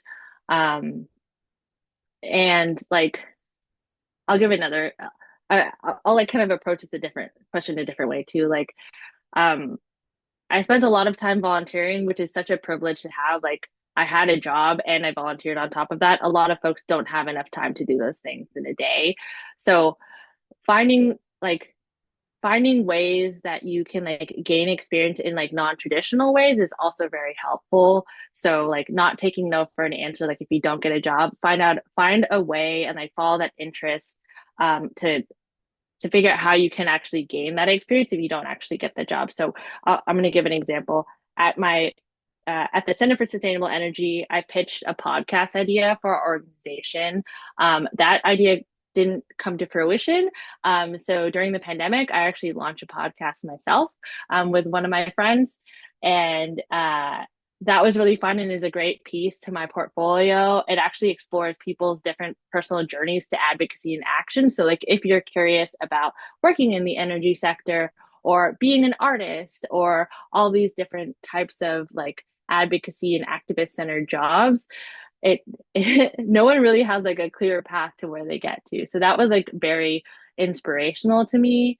But yeah, I would just say like follow your interests, play to your strengths, stay curious and like constantly learning. And if the job that you want like doesn't exist or you don't get it, find a way to like create it for yourself in your own work. Can I add to that? I think that's excellent advice. Because I feel like people, I think finding really good mentors is really important, people that you really trust. But sometimes when people say no or that's not a good idea, that's not true. Sometimes it is true. So I think taking that advice with a grain of salt is really important. And then I also put Climate Based Weekly in there in the chat. They have job announcements every week. So signing up for the newsletters with your organizations, they probably are organizations that you find interesting. They often send out job postings, but this one's specifically on climate related jobs. Awesome. Thank you, Nicole, for sharing that resource. That's really great. And it looks like Ali, you shared the podcast project that you worked on as well. So I encourage everybody to take a look at those links. We can move into our Q&A portion of the session now. Feel free to come off of mute if you have a question for our panelists. Encourage you to turn your camera on as well. So yeah, let's keep this session interactive. Anybody got any questions? Yeah, I have a question. Thank you, Ali and Nicole, for everything you said. I've been in the environmental field for, I'd say, since 2019, and everything that you two said resonate with me pretty well, and I find it pretty insightful. Nicole, I have a question for you. Are there any graduate courses or work opportunities for graduate students at the Environmental Integration Lab? Yeah, I think so we typically want to make it so we're pursuing funding right now. So right now we only have funding for undergrad students, unless you're connected to the Kroc School of Business. I am happy to kind of chat with you more, and when opportunities come up, send them your way. Hopefully we'll have some more funding to fund graduate students. Our graduate students are amazing and they help really run the EIL. So I'm hoping opportunities will come up in the future. Thank you. But please shoot me an email. That's a great reminder to, get connected with our panelists after the session today. If you want to follow up personally on any one-on-one questions, please feel free to do so. Philippe, it looks like you came off mute. Do you have a question? Okay, thank you. Thank you, Kevin. I would like to ask a question to Ali about a case I heard about recently concerning a sea pollution issue between a certain area of San Diego and Tijuana, resulting from the Tijuana drain system. I would like to know if you're aware of that issue, and if so, what your nonprofit is doing to resolve that problem, and if not, if it's not involved in that, what can be done by your nonprofit? Thank you. Yeah, great question. I could talk about this issue all day, so I won't. I'll just answer it very briefly. I also dropped a link in the chat. So you're talking about the Tijuana River sewage crisis. It's an issue that's been happening for over 30 years in South Bay. The long and short of it is there's increased pollution coming in from Mexico, but that has increased because of trade between the US and Mexico. There are actually a lot of US companies that are based in Mexico because they have more relaxed environmental restrictions there, and polluting the river. The Tijuana River is higher elevation than California. So it starts in Mexico, and then the pollution ends up on our beaches because of that elevation. And it's a massive issue. In 2017, there was a really big sewage spill that spilled like over 170 million gallons onto our shores of Imperial Beach in Coronado. And the problem's only getting worse. There are, oh yeah, so it looks like someone grew up in Imperial Beach. Yeah, I spent a lot of time in Imperial Beach. But the main organizations that are working on this, I don't work on it right now, but I used to work for an organization or a couple organizations who work on it. The main organizations who work on it right now are Surfrider Foundation San Diego. I can drop their link in the chat. San Diego Coastkeeper. I think Wild Coast is working on it. But there is a lot of movement around this issue. I think they're trying to get federal attention and federal grants into there. But what's happening is the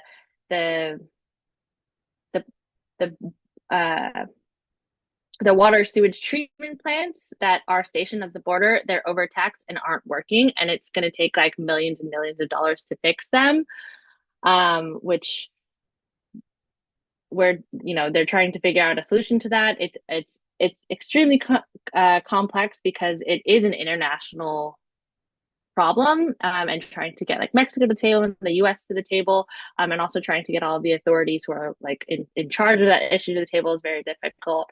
So what I can say about it, they just had a rally this weekend about this issue in Imperial Beach, but I can say just follow those organizations, support those organizations, donate to those organizations, volunteer where you can, donate when you can, but just keep talking to people about the issues, because people who move here, even people who are from here, don't know what's going on. So just like spreading awareness about this is really important. And we're not the only city that this is happening to. This is happening to our northern borders too, like with Canada, and all along our southern borders too. I mean, water doesn't really know any borders. It'll just travel where it goes. So I think it's a constant issue in a lot of different places. Yeah, I think it Okay, just thank you. highlights the social complexities that go behind these environmental issues that we talk about, right? Thank you for your answer.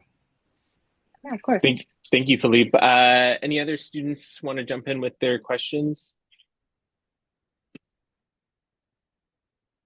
If not, I have some other questions that I can ask. Great, I'll jump back in. I think this kind of piggybacks on that last answer of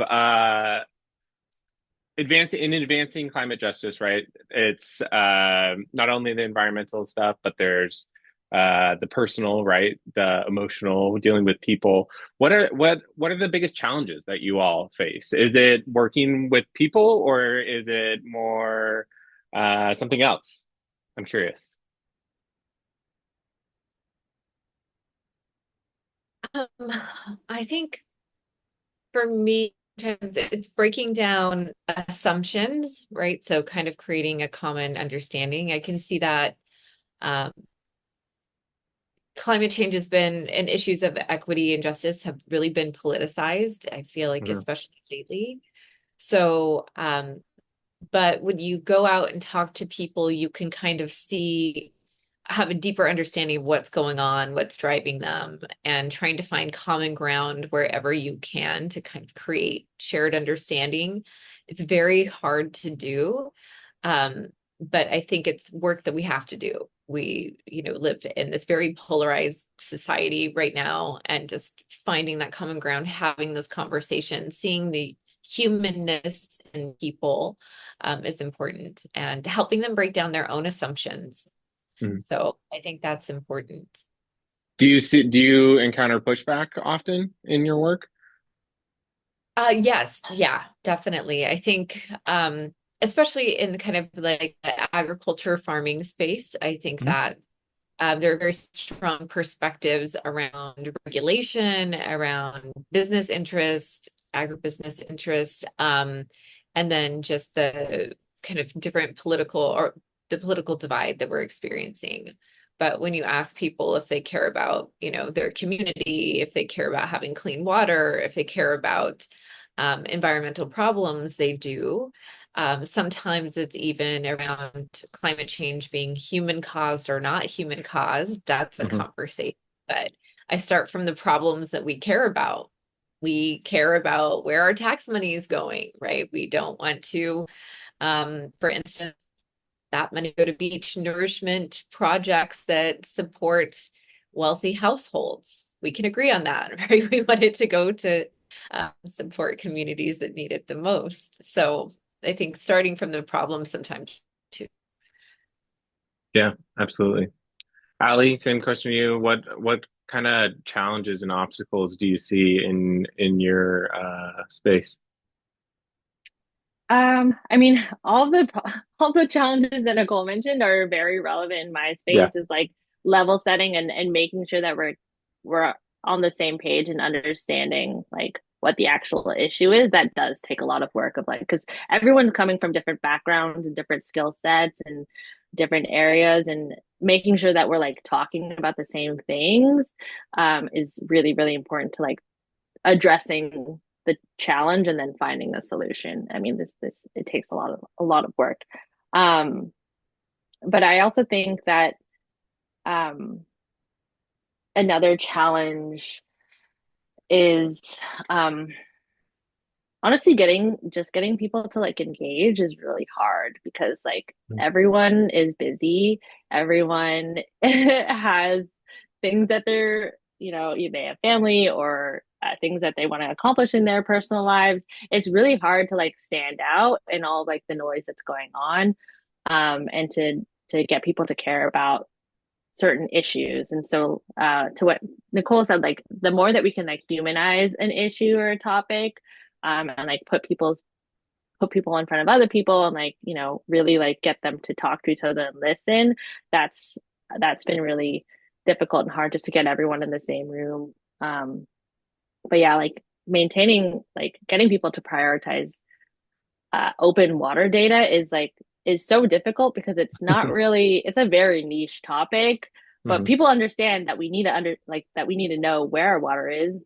And if we don't know where it is, then we can't like do anything about it or manage it. So, Sure. Yeah. That gets me thinking about my next question, which is just about communication and like what, I guess, Ali, I'm interested in what tactics you've deployed that have been effective to kind of break through that barrier. What is a platform or a method that you use that has really been helpful to you in reaching and getting past those people putting up their guard, Yeah, I mean, I think Nicole really touched on it, is like finding common points of interest that we can agree on. Like, yes, we can agree on that we all deserve clean water and clean air, and then kind of working from there. Again, she mentioned like challenging people's assumptions. I think that's extremely important. And learning to do that in a way that isn't like hostile is also kind of a skill that just takes a lot of practice. I mean, I'm not the best person at that, but you get better at things as you continue to practice it. So that's kind of where like the volunteering aspect really worked into like my career of like tabling, like just talking to like anybody about this question, or about any questions that they had, or like a topic, and trying to navigate that conversation like based on like, okay, I have like 2 minutes with this person, like what can I tell them that would make maybe a difference or try to sway them in a certain direction. But in terms of like platforms, I mean, I work a lot on websites and email and social media. I'm always trying to make things like shorter and more concise and like more direct. So, and I know that's like very different than some academic writing. So, that might be a little different. And then also AI is coming into play in a lot of the work that I do. So, I don't know if y'all played around with it, but it is very good at summarizing things for me in a very digestible way. So that comes into play in a lot of the work that I do. But also just like understanding that people learn differently and have like different formats. So like people might not read a blog, they might watch a video. And so I have to kind of cater to those different needs and understandings. But I really like to focus on like multimedia campaigns. So integrating like digital and like in-person things. So if I can host an event, those are the types of things that I love doing. And can like integrate like design and websites and social media into that experience is even better. Nice. Some really great advice there. Any questions from the group? I can quickly add on, Yeah. Ali. I think I want to just say this. It's something that Ali said earlier was about ensuring you have fun or bringing in art. So we've done that in a lot of our collaborative events. We've hired local artists to come and just document the day. Or when you have people from different backgrounds or, with different kind of beliefs that are coming in, you want to maybe have those icebreaker activities or the activities. We had them around art in a few of our workshops where they literally played with Play-Doh or had some activity where they had to create something with their team to kind of break down those power dynamics and get everyone on the same page and show each other that we're human, right? And then there's, something visual and beautiful being created from the day. And that helps us in engaging those, difficult conversations.